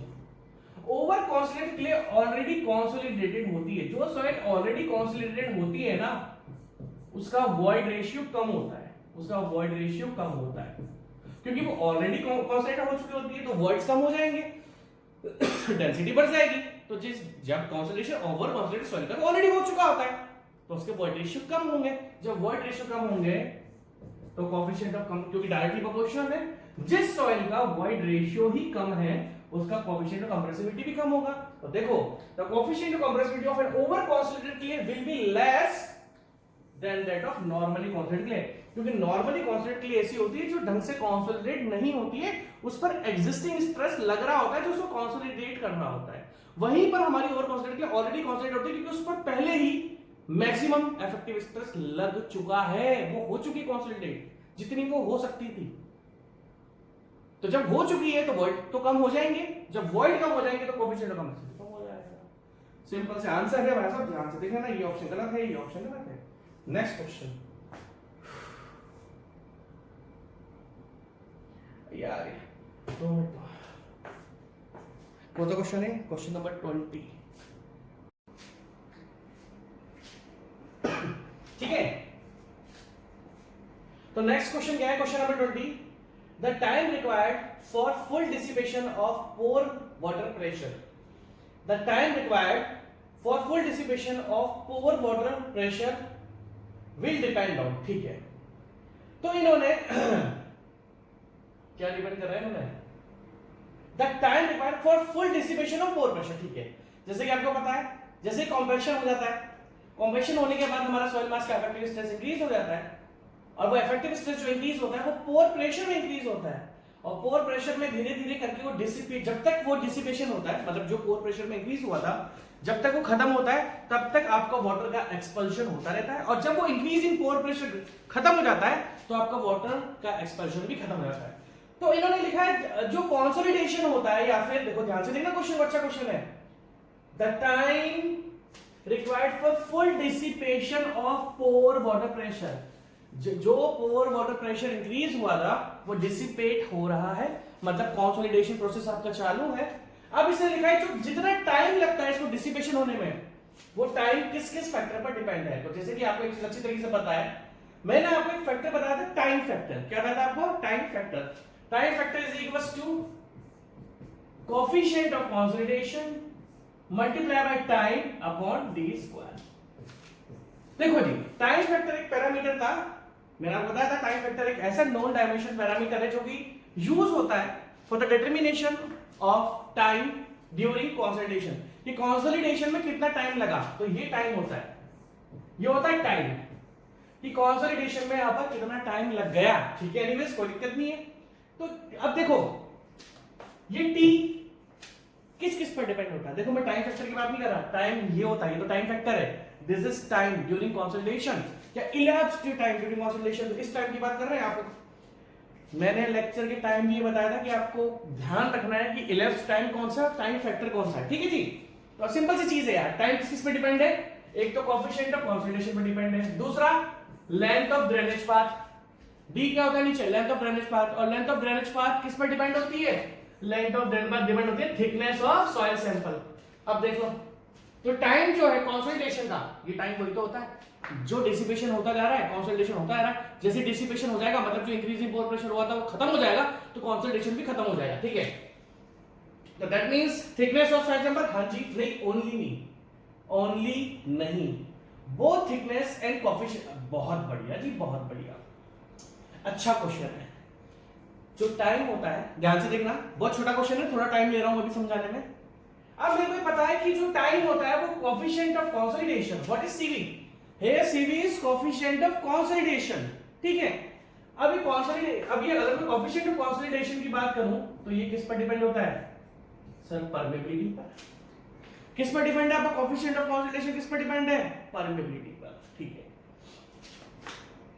Formula याद है ना, भूल मत जाना इसको, ठीक है। तो देखो टाइम हमारा कोएफिशिएंट ऑफ कंसोलिडेशन पे डिपेंड है, और कोएफिशिएंट ऑफ कंसोलिडेशन हमारा परमेबिलिटी पे डिपेंड है, तो परमेबिलिटी तो आएगा बिल्कुल। और क्या थिकनेस पर डिपेंड है? टाइम बिल्कुल डिपेंड है, क्योंकि लेंथ ऑफ ड्रेनेज पाथ जो होती है वो हम थिकनेस ऑफ सॉइल सैंपल से आते हैं, that means both thickness and coefficient of permeability. That means जो आपका टाइम लगता है कंसोलिडेशन के दौरान, जो आपका टाइम लगता है कंसोलिडेशन के दौरान, वो डिपेंड करता है परमेबिलिटी पर, और दूसरा इवन देखो इस पे भी डिपेंड होता है, कोएफिशिएंट ऑफ कंसोलिडेशन पे भी डिपेंड है, length of drainage path, time factor पर भी डिपेंड है, ऐसी बात नहीं है, बट इन्होंने टाइम फैक्टर नहीं दिया तो हमने नहीं लिया, ठीक है, सिंपल। अब ध्यान से देखिए next question, question number 21, when compared to the deformation of thin soil sample because of the consolidation, the deformation of thick soil sample will be, बहुत बढ़िया, बहुत बढ़िया, ठीक है। क्या लिखा है इन्होंने? when compared to the deformation of thin soil sample, एक thin soil sample है आपके पास, मतलब पतला सैंपल है, and because when compared to the deformation of thin, एक देखो thin ये था, ठीक है, thin soil sample because of consolation, इसका डिफॉर्मेशन हुआ है, मतलब सेटलमेंट हुआ है, ठीक है, ये थिन सैंपल है, इसकी डेप्थ h मान लो या h1 मान लो, and deformation of thick soil sample, एक थिक सॉइल मतलब मोटा, एक आपका थिक सॉइल सैंपल है, of thick soil sample will be, अब ठीक है, when compared to deformation of thin soil sample, क्या है भाई साहब ध्यान से देखो, दो सैंपल का कॉन्सोलिडेशन हुआ है, एक तो आपके पास थिन है जिसकी डेप्थ h1 होगी, और एक आपके पास थिक है जिसकी डेप्थ h2 होगी। तो इन्होंने ये लिखा है जो डिफॉर्मेशन है ना वो थिन में ज्यादा होगा, डिफॉर्मेशन मतलब सेटलमेंट, सेटलमेंट। और आपको एक चीज डायरेक्टली पता है, सेटलमेंट में, सेटलमेंट का फॉर्मूला लिखा था मैंने आपको, सेटलमेंट का फॉर्मूला आप ध्यान से देखना, h नोड आता है, ये h नोड क्या होता है भैया, depth of soil sample, deformation यहां पर क्या बता रहा है भैया आपको, सेटलमेंट। जब आपने सेटलमेंट का फॉर्मूला उठा लो और उस सेटलमेंट के फॉर्मूले में देखो कि जो सेटलमेंट फॉर्मूला है ना आपका, उसमें डायरेक्टली मैंने सामने h नोड लिखा हुआ है, मतलब इनिशियल जो थिकनेस होती है आपकी, ठीक है। तो यार जितनी डेप्थ, जितनी थिकनेस ज्यादा होगी उतना ही सेटलमेंट ज्यादा होगा। देखो बहुत लल्लू क्वेश्चन है, बट उसके लिए थोड़ा सा दिमाग लगाना पड़ेगा कि सेटलमेंट के फॉर्मूले में क्या होता है। मैं आपको फिर एक चीज बहुत शांति से बोल रहा हूँ कि कॉन्सल्टेशन के क्वेश्चन को बहुत ध्यान से देखना, सब कुछ पढ़ा हुआ होता है फिर भी थोड़ा दिमाग लगाना पड़ता है। तो सेटलमेंट जो है वो डिफॉर्मेशन है, कॉन्सल्टेशन में तो डिफॉर्मेशन सेटलमेंट ही होता है और वो भी वन डायमेंशन होता है। और सेटलमेंट के फॉर्मूले में देखो आप h नॉट है सामने, डायरेक्टली प्रोपोर्शनल है। तो सिंपल सी बात है, जितनी ज्यादा, जिस सैंपल की जितनी ज्यादा थिकनेस होगी उसमें उतना ही ज्यादा डिफॉर्मेशन होगा या सेटलमेंट होगा, क्योंकि भाई रिलेशनशिप में आप देख सकते हो। तो दैट मींस मैं ये बोलूंगा कि जो डिफॉर्मेशन है वो थिक सैंपल में ज्यादा होगा क्योंकि उसकी डेप्थ ज्यादा है और डेप्थ डायरेक्टली सेटलमेंट की डायरेक्टली प्रोपोर्शनल होती है। तो इसने पूछा that compare to deformation of thin soil sample because of the deformation of, इसने डिफॉर्मेशन पूछा थिक का, डिफॉर्मेशन पूछा थिक का डिफॉर्मेशन या सेटलमेंट ज्यादा होगा। इन्होंने इस क्वेश्चन में पूछा है कि थिन जो पतला सैंपल है उसका डिफॉर्मेशन ज्यादा होगा या जो मोटा सैंपल है उसका डिफॉर्मेशन ज्यादा होगा। तो सिंपल सी बात है भैया, ये तो बच्चा ही बता देगा।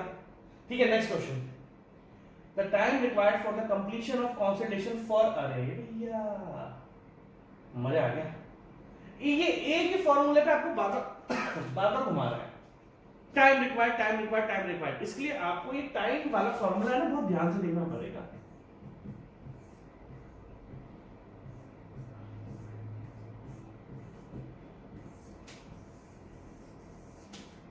मानते नहीं मानते, बोलोगे बिल्कुल मानता है। Time factor is equal to coefficient of consolidation multiply by time taken during consolidation upon drainage path, length of drainage path that depends on the thickness of soil sample. ठीक है, the time required for the completion of consolidation. अब फिर देखो, इसने दो sample को compare करा, एक है आपके पास थिन मतलब पतला और एक है आपके पास थिक। ये शाना बन रहा है बार बार, थिक और थिन को पकड़ लिया इसने। ठीक है, अभी देखना कौन सा स्टेप अच्छा लगेगा। The time required for the completion of consolidation for a thin soil sample, ये थिन सॉइल सैंपल है पतला सा और ये मोटा सा। ठीक है जी, इसकी डेप्थ ऑब्वियसली कम होगी, इसको हम h1 मान लेते हैं, इसको हम h2 मान लेते हैं, सिंपल सी चीज है। ठीक है, the time for the of thin soil sample when compared with that of thick soil sample. इसने ये पूछा है कि आपको ये बता रहा है कि जो थिन सॉइल सैंपल है ना, the time required for the completion of consolidation for a thin soil sample. That means इसने आपसे क्वेश्चन जो पूछा है ना वो थिन का पूछा है, थिन मतलब पतला, कि भैया जो थिन में टाइम लग रहा है ना, जब मैं उसको थिक के टाइम से कंपेयर करूंगा तो thin when compared with the that of thick soil sample will be the time required for the completion of consolidation for a thin soil sample when compared with that of thick soil sample. हम thin से thick को compare कर रहे हैं, when compared with that of thick soil sample will be। ठीक है, अब देखो टाइम की बात हो रही है, ये देखो ये टाइम है और ये क्या लेंथ ऑफ ड्रेनेज पाथ। आप साफ साफ बोल सकते हो sir time is directly proportional to drainage path का होल स्क्वायर। और ड्रेनेज पाथ किस पर डिपेंड होता है, ड्रेनेज पाथ से depends on thickness of soil sample. कुछ गलत बोला मैंने? बोला, बिल्कुल सही बोला सर आपने। अब देख लो किसकी थिकनेस ज्यादा है, किसकी थिकनेस कम है। तो ये जिसकी थिकनेस ज्यादा है उसमें ज्यादा टाइम लगेगा। डायरेक्ट मैं फिर बोल रहा हूं, ध्यान से देख लेना क्वेश्चंस, सारे फॉर्मूला का रिलेशन मैं एक दूसरे से निकाल करूंगा। ठीक है, और ये ध्यान रखना है क्वेश्चन कहीं पर भी सॉल्व नहीं मिलने वाला आपको, कुछ मिल जाएंगे 100% नहीं मिलेंगे, ये मत सोचना कि सारे में सॉल्व क्वेश्चन करा रहा हूं आपको, ये अनसॉल्व्ड है मैक्सिमम क्वेश्चन, ठीक है। इनका सॉल्यूशन कहीं नहीं मिलने वाला आपको, डायरेक्ट रटना पड़ेगा, जिसको समझा लो उसको समझ लो, ठीक है। ठीक है भैया। तो टाइम की बात हो रही है, तो सिंपल सी बात है, टाइम जो है वो थिकनेस के डायरेक्टली प्रोपोर्शनल हो गया इस रिलेशनशिप से। तो थिन है तो इसमें टाइम कम लगेगा, क्योंकि थिन में डेप्थ कम है और थिक में टाइम ज्यादा लगेगा, क्योंकि मैंने आपको प्रूव करके दिखा दिया कि ये दोनों डायरेक्टली प्रोपोर्शनल है, टाइम मोर। तो इसने एक्चुअली पूछा था थिन से ज्यादा टाइम रिक्वायर्ड होता है, इसने पूछा था क्वेश्चन में ना थिन का पूछा हुआ है कि थिन का बता, थिन का टाइम भाई साहब कम है, थिन का टाइम भाई साहब कम है। इसको लिख लो आप ये रिलेशनशिप को, क्योंकि मैं आपको फिर बता रहा हूं कि शायद ये क्वेश्चन आपको कहीं पर सॉल्व मिलेंगे, क्योंकि ठीक है। नेक्स्ट क्वेश्चन करते हैं। As question number 23, question number 23, as the value of drainage path increases the time required for the consolidation will be, फिर से वही फॉर्मूला आपको घूम फिर के सामने आ गया, कौन सा,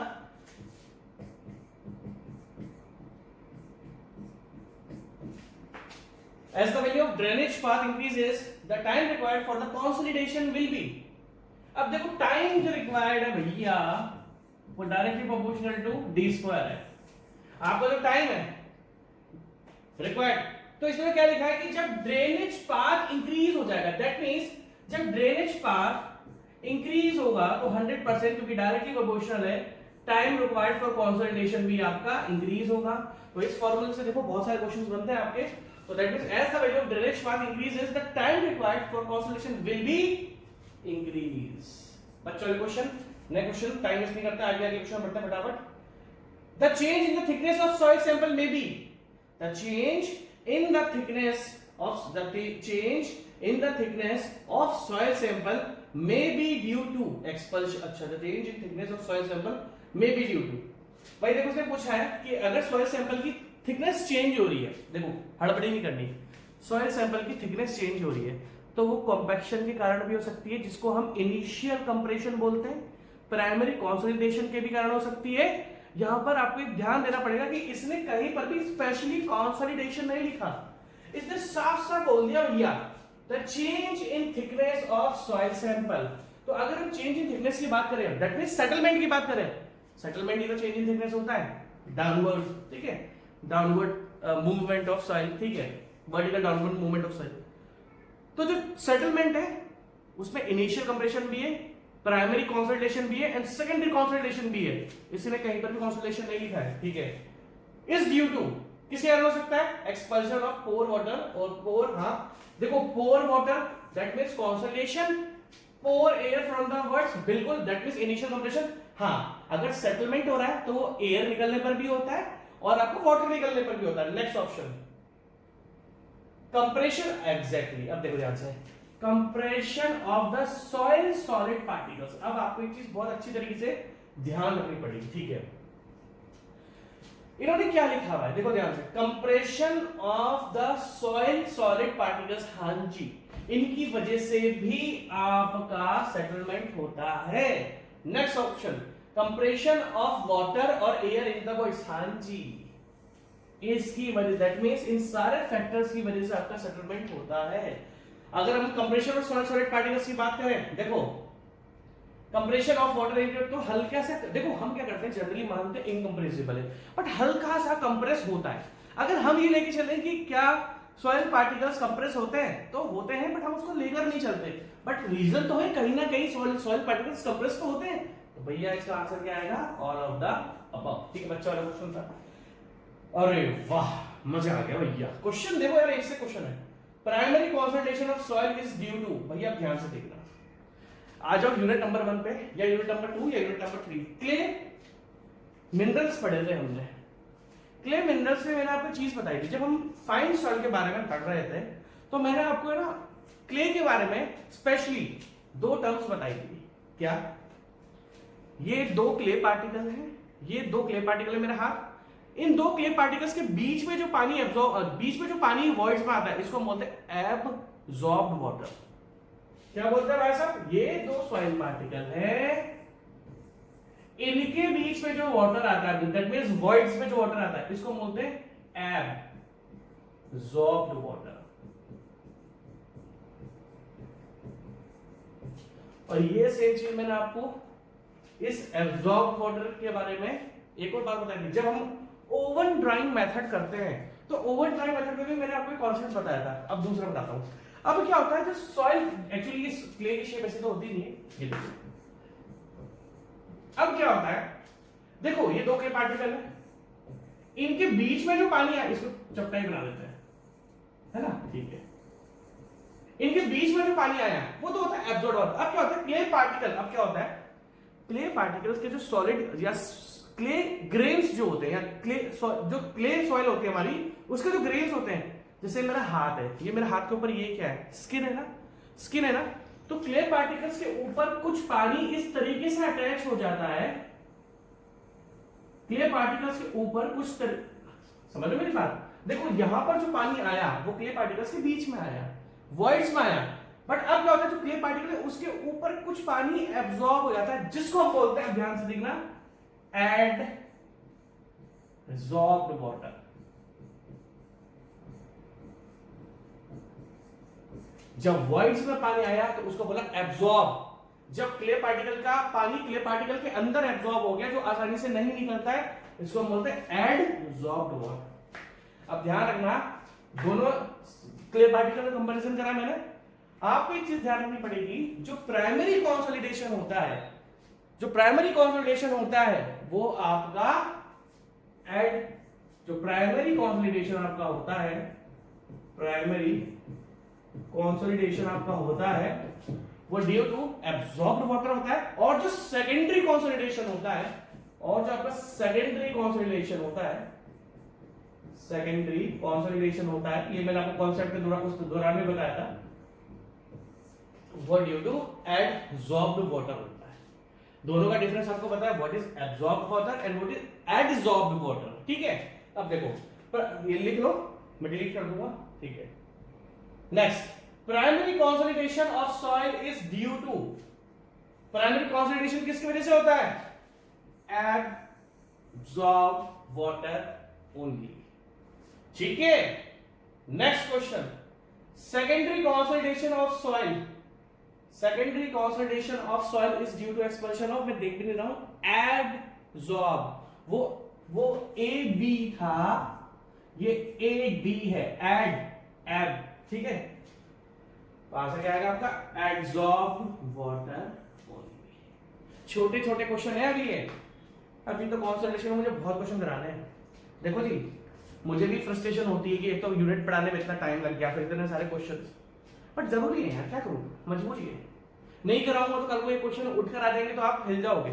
और आप भी देखो ना कि देखो मैंने इतना डिटेल में आपको पहले बेसिक्स प्लस कॉन्सेप्ट पढ़ाए पूरे के पूरे, बेसिक्स से एकदम डिटेल है, उसके बाद भी मैं क्या कहता हूं आपको, देखो मैं तो खुद ही बोलता हूं कि मैं कितना भी डिटेल पढ़ा लूं, अगर मैं आपको number of objective question practice नहीं कराऊंगा ना, क्या आप कमी नहीं कर सकते हो कि नहीं सर आपने बहुत हड़बड़ी, नहीं मैंने बहुत डिटेल पढ़ाया, उसके बावजूद भी अगर मैं आपको क्वेश्चन नहीं कराऊंगा ना, चाहे मैंने कितना भी डिटेल पढ़ा कर रखा हुआ है, आप क्वेश्चन नहीं कर पाओगे, ऐसे क्वेश्चन अटकाएंगे आपको। और आपको पता है क्या है, जैसे छोटे छोटे क्वेश्चन में कुछ भी नहीं है, ऐसे क्वेश्चन मार्क्स खा जाते हैं, ऐसे क्वेश्चन मार्क्स खा जाते हैं, छोटे छोटे से क्वेश्चन, क्योंकि ये क्वेश्चन एक इजी क्वेश्चन, ये एक इजी क्वेश्चन है अगर आपको से कॉन्सेप्ट पता है तो, और एक हार्ड क्वेश्चन, दोनों एक एक नंबर के आएंगे, एक नंबर ये भी खा जाएगा, वो तो हार्ड होता ही है, तो इस तरीके से नंबर जाते हैं हमारे, ठीक है। Next question, the relationship between, अरे यार बच्चे वाला क्वेश्चन, हाँ जी बताओ, CVT, ये रहा, क्या ये मुझे बताने की जरूरत है,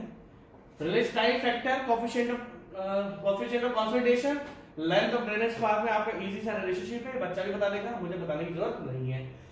क्या जबरदस्त क्वेश्चन आया है भैया, यार बहुत अच्छे क्वेश्चन है, मैं आपको फिर बता रहा हूं कि अगर इन क्वेश्चन को प्रैक्टिस नहीं करोगे ना तो ये दिमाग से निकल जाएगा। अब देखो ध्यान से, मैं फिर रिपीट कर रहा हूं, इन क्वेश्चंस को देख लेना ध्यान से, बहुत ही इन क्वेश्चन को नहीं, ये तो बच्चे क्वेश्चन है। अब जो क्वेश्चन आ रहा है 28वां, the time factor for a particular degree of consolidation, the time factor for a particular degree of consolidation, ठीक है। ये क्वेश्चन आप मेरे को बताओ ऑप्शन क्या है, बताओ, मुझे तो पता है, मैं करा रहा हूं, मुझे तो पता ही होगा। इसको अपने मन में एक बार सॉल्व करो इस क्वेश्चन को। आपने बहुत पढ़ लिया ना अभी तक, अब मुझे बताओ इसका आंसर क्या है। The time factor for a particular degree of concentration, बताओ। देखो आप बिलीव नहीं करोगे, ये वो है क्वेश्चन, वो नहीं कहावत दिखन में छोटन लगे गाँव घरे डेरा, मतलब सुनी होगी आपने, ये वही है। बताओ कैसे। आपका दिमाग एकदम से टाइम फैक्टर पे चल जाएगा।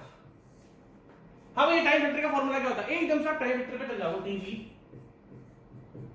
CV T dot D square. जाओगे नहीं जाओगे, अरे जाओगे नहीं जाओगे, टाइम फैक्टर लिखा है ना, हाँ सर जाएंगे ना। For a particular degree of concentration depends on, किस पर डिपेंड होता है, कोएफिशिएंट ऑफ कॉन्सेंट्रेशन डिपेंड होता है। बोलोगे सर होता है ना, time factor coefficient of concentration में डिपेंड है तो सही।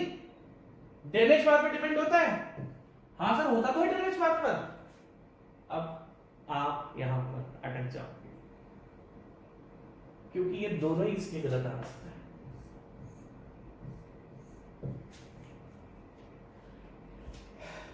कर लो कैसे क्वेश्चन, मैंने तो पूरा डिटेल पढ़ा दिया ना आपको, क्या दो इस क्वेश्चन को, ये दोनों ही गलत आंसर है। अब ध्यान से देखना, हम क्या करते हैं हड़बड़ी, हम क्या करते हैं वैसा हड़बड़ी। आप इस क्वेश्चन का कॉन्सेप्ट इमेजिन भी नहीं कर पाओगे, इस क्वेश्चन का कॉन्सेप्ट क्या, और ये आपको कहीं पर सॉल्व भी नहीं मिलने वाला, कहीं पर नहीं मिलने वाला, ठीक है।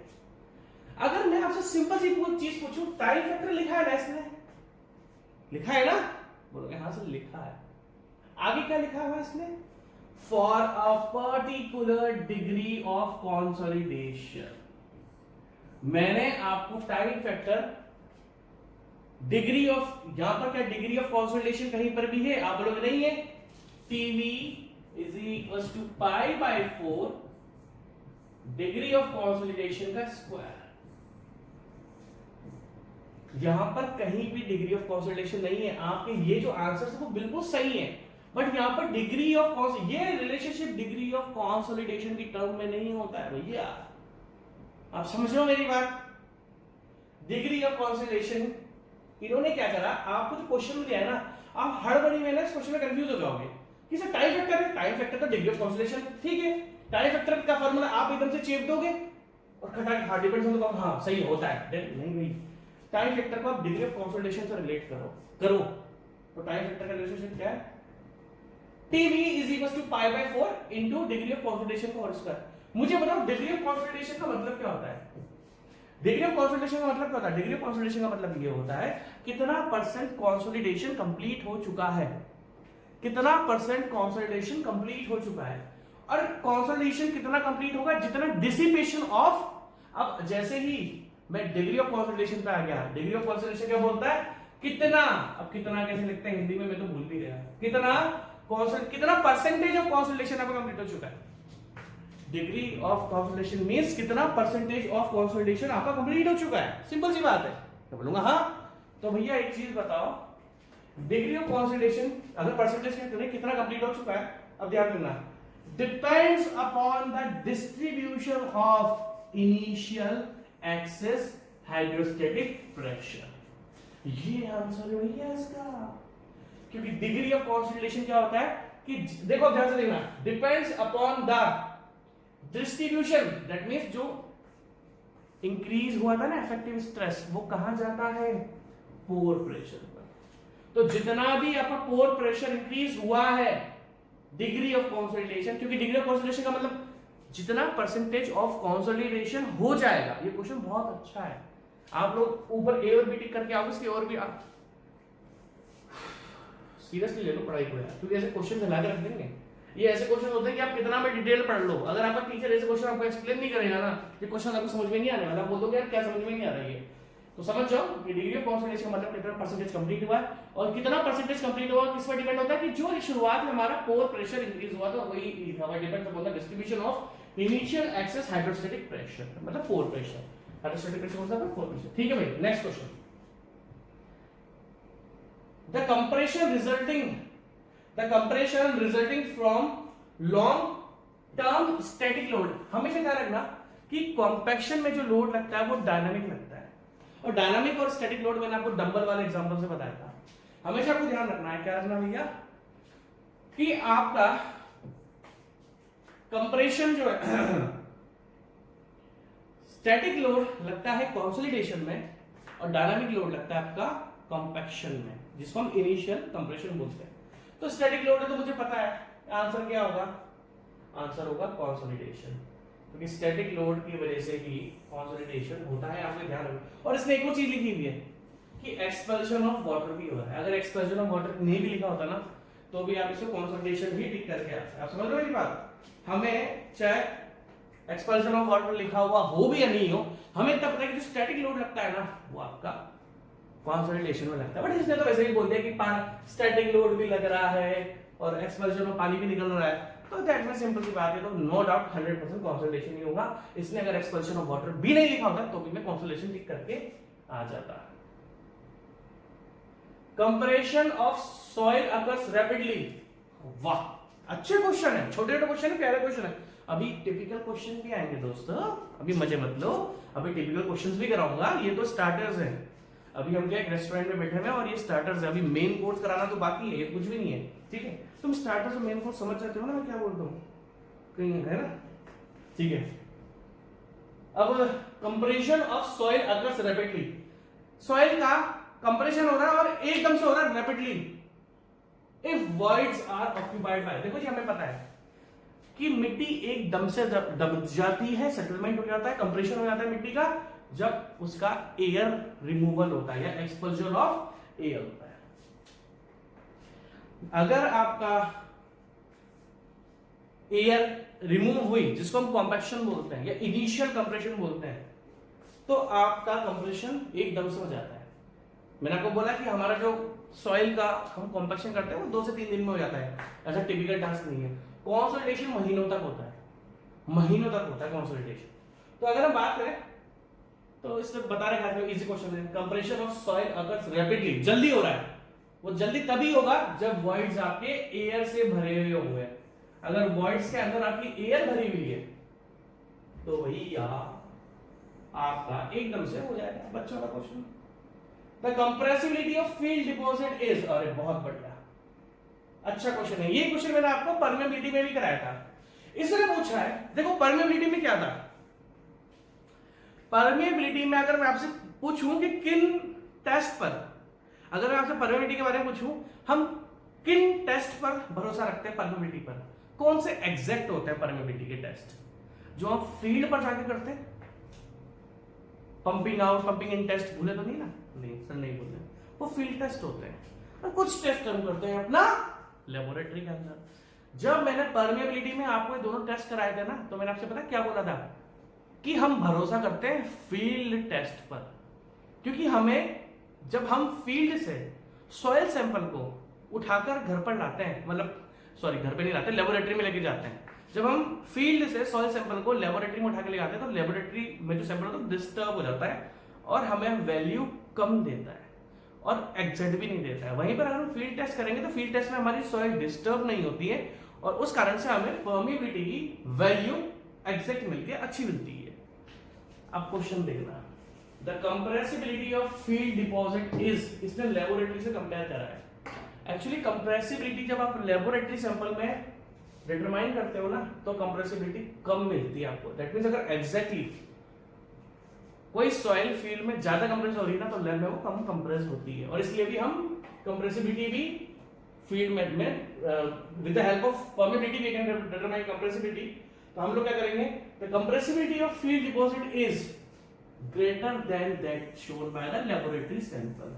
आपको एक चीज ध्यान रखनी पड़ेगी, चाहे परमिबिलिटी हो या आपकी सेटलमेंट हो, कंप्रेसिबिलिटी हो, इनमें हम लोग क्या करते हैं कि हम लोग बिलीव करते हैं फील्ड टेस्ट में। ठीक है, next question, the value of percentage degree of consolidation का क्वेश्चन आ गया। अगर मैं आपसे पूछूं कि डिग्री ऑफ कंसोलिडेशन में मैंने आपको क्या क्या पढ़ाया, डिग्री ऑफ कंसोलिडेशन के फॉर्मूले में मैंने आपको किस किस टर्म में पढ़ाया है, तो आप बोलोगे सर एक आपने पढ़ाया पोर प्रेशर के केस में। देखो एक मैंने आपको पढ़ाया, देखो छोड़ सारी बात है, degree of consolidation in percentage, इसके मैंने आपको किस किस टर्म में फॉर्मूले बताए। सर एक फॉर्मूला आपने बताया है in terms of settlement, in terms of settlement, और सर एक आपने सॉरी पावर कट हो गया था यार तो क्वेश्चन बैक हो गया आपका। ठीक है, तो हम इस क्वेश्चन में थे, question number 32 the value of percentage consolidation. आप समझ गए कि जो परसेंटेज कंसोलिडेशन का फॉर्मूला है वो मैंने आपको बहुत सारे टर्म्स में पढ़ाया, लाइक सेटलमेंट में पढ़ाया है, वॉइड रेशियो में पढ़ाया है, और एक्सेस पोर प्रेशर में भी मैंने आपको पढ़ाया है। अगर मैं आपसे एक्सेस पोर प्रेशर की बात करूं तो अगर हम degree of consolidation access pore pressure की बात करें तो एक्सेस पोर प्रेशर में क्या फॉर्मूला था? Access pore pressure minus pore pressure at any time T upon initial access pore pressure multiply by 100। ये फॉर्मूला था, सेटलमेंट का भी बताया था, वॉइड रेशियो को भी बताया था। उसी में लास्ट में जो मैंने आपको डिग्री ऑफ कंसोलिडेशन का फॉर्मूला बताया था वो एक्सेस इनिशियल पोर प्रेशर के बारे में बताया था। तो इन्होंने यार एक सिंपल सा फॉर्मूला पूछा है, बट इनकी दिक्कत क्या है भाई साहब कि इन्होंने इस फॉर्मूले में इसको डिवाइड कर दिया। तो अगर मैं इसको डिवाइड करूं तो ये क्या आ जाएगा? 1 minus you upon you I into 100। 1 minus you upon you I into 100। तो दैट मींस ये रहा आपका इजी सा क्वेश्चन था। ठीक है, next the time taken for 100% consolidation is 100% consolidation में भाई साहब इनफाइनाइट टाइम लगता है। 100% कंसोलिडेशन में इनफाइनाइट टाइम लगता है। इसलिए हम क्या करते हैं, जब 90% डिग्री ऑफ कंसोलिडेशन हो जाता है, जब 90% डिग्री ऑफ कंसोलिडेशन हो जाता है, जैसे कि आपको पता है कि आपका कंसोलिडेशन इनफाइनाइट टाइम में होता है, बट हमने क्या क्राइटेरिया बना लिया कि जब कंसोलिडेशन डिग्री ऑफ कंसोलिडेशन आपका 90% हो जाएगा तो हम ये मान चलेंगे कि हमें कंसोलिडेशन हमारा कंप्लीट हो चुका है। तो इन्होंने पूछा था time taken for 100% consolidation is, अब 100% का टाइम डिटरमाइन नहीं कर सकते हो, इनफाइनाइट, बहुत लंबा समय लगता है। इसलिए हम कंसोलिडेशन को, जब डिग्री ऑफ कंसोलिडेशन आपका 90% हो जाता है, हम कंसोलिडेशन को कंप्लीट मान लेते हैं। ठीक है, नेक्स्ट क्वेश्चन बच्चों वाला क्वेश्चन है, इफ द कंसोलिडेशन एक्सपेरिमेंट्स, अरे यार वो ये थिक एंड थिन वाला, थिक एंड थिन वाला क्वेश्चन आप कर लेना। थिक एंड थिन वाला क्वेश्चन मैंने करा दिया आपको। ठीक है, बार-बार कोई थिक एंड थिन वाला मतलब अलग है क्वेश्चंस, अलग है क्वेश्चंस, हड़बड़ी नहीं करना। अब देखो सेम वही question, as the length of drainage path increases the time required for consolidation, अरे भैया t is inversely directly proportional to d square. तो ड्रेनेज पाथ की लेंथ बढ़ेगी, ड्रेनेज पाथ इंक्रीज होगा तो टाइम इंक्रीज होगा। बच्चों वाले क्वेश्चन है, बार-बार आ रहे हैं। और अभी हाँ ये बच्चों वाले क्वेश्चन ही है, अभी बड़े बड़े क्वेश्चन तो आने, अच्छे अच्छे क्वेश्चन आने तो बाकी हैं, ये स्टार्टर्स हैं, है ना, मेन कोर्स अभी आना बाकी है। ठीक है ना, आगे the ratio settlement at any time T, आ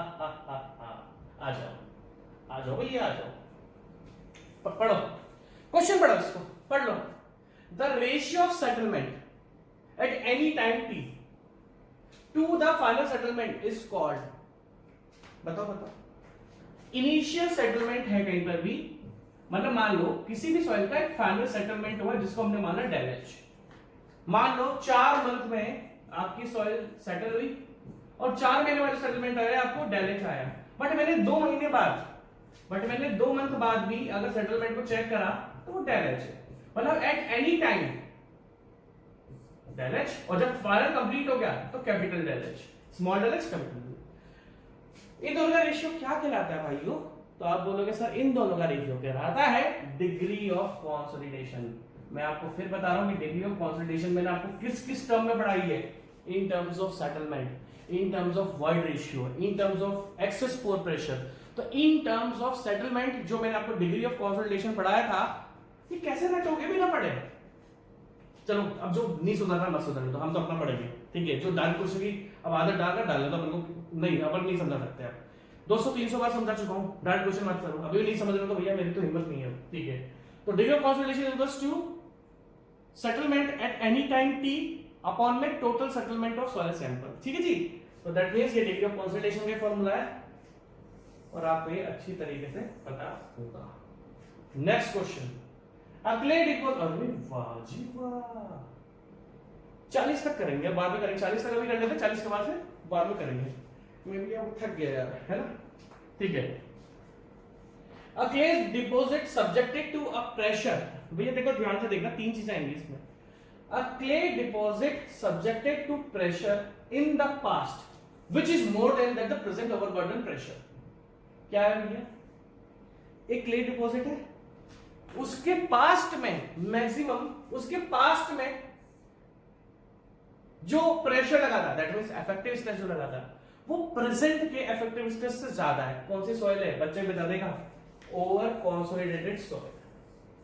अब आप ओवर कॉन्फिडेंस में आ जाओगे, अरे सर ये तो पता है, नॉर्मली कंसोलिडेटेड सॉइल और ओवर कंसोलिडेटेड सॉइल। अभी देखते जाओ आगे। क्वेश्चन नंबर 37 क्या है? A clay deposit subjected to pressure in past. Past में कराया था, पास्ट में मतलब मैक्सिमम लग चुका है, और जो प्रेजेंट है ना वो लगा हुआ तो है बट कम लगा हुआ है, तो इस टाइप के सॉइल को हम क्या बोलते हैं? Over consolidated soil. ठीक है, ये क्वेश्चन तो हो गया। 38 देखो क्वेश्चन, ये अच्छा है। अ क्ले डिपॉजिट, ध्यान से देखना,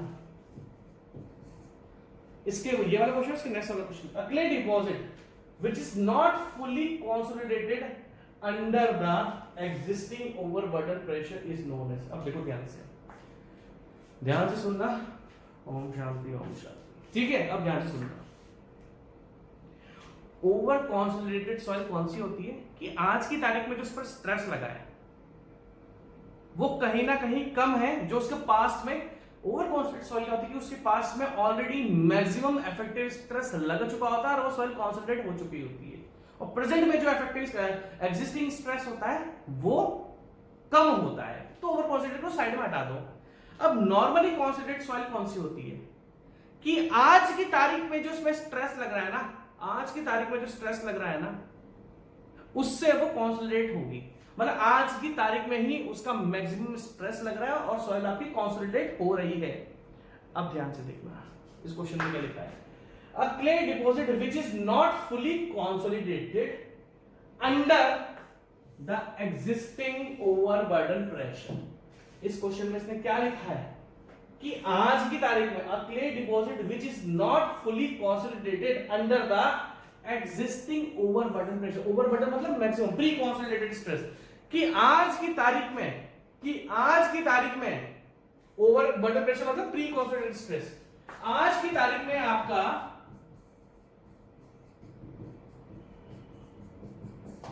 मैक्सिमम लग रहा है, बट फिर भी सॉइल नॉट फुल्ली कंसोलिडेटेड।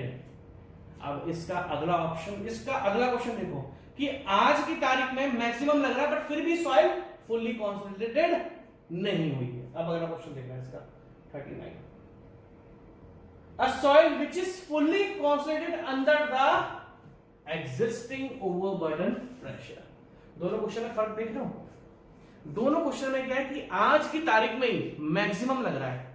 अब देखो ओवर कंसोलिडेटेड जो ओवर कंसोलिडेटेड सॉइल जो हमारी होती है उसके तो पास्ट में कहीं ना कहीं मैक्सिमम इफेक्टिव स्ट्रेस लगा हुआ होता है, बट इन दोनों क्वेश्चन में क्या है कि आज की तारीख में लग रहा है, और एक केस में सॉइल कंसोलिडेट हो चुकी है। देखो, अ soil which is fully consolidated under the existing overburden pressure, आज की तारीख में मैक्सिमम लग रहा है और सॉइल कंसोलिडेटेड भी हो चुकी है। और इसके पहले वाले क्वेश्चन में क्या था कि आज की तारीख में मैक्सिमम लग रहा है बट सॉइल आपकी फुल्ली कंसोलिडेट नहीं हुई है। अब दो टाइप की सॉइल आ गई। जब सॉइल आपकी फुल्ली कंसोलिडेट हो जाती है तो सॉइल होती है आपकी नॉर्मली कंसोलिडेटेड सॉइल। जब आपकी सॉइल फुल्ली कंसोलिडेटेड हो गई है, और जब आपकी सॉइल फुल्ली कंसोलिडेटेड नहीं होती तो इसका ऑप्शन भी मेरे पास यही है, अंडर कंसोलिडेटेड सॉइल। तो अब आपके पास तीन सॉइल आ गई। अब आपके पास तीन सॉइल आ गई।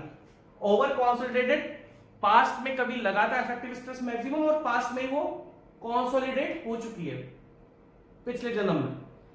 अब नॉर्मल कंसोलिडेट क्या होगी कि आज की तारीख में मैक्सिमम लग रहा है और कंसोलिडेट हो गई है। और अंडर कंसोलिडेटेड क्या है कि आज की तारीख में ही मैक्सिमम लग रहा है बट फुल्ली कंसोलिडेटेड नहीं हुई है। भैया मैं तो थक गया।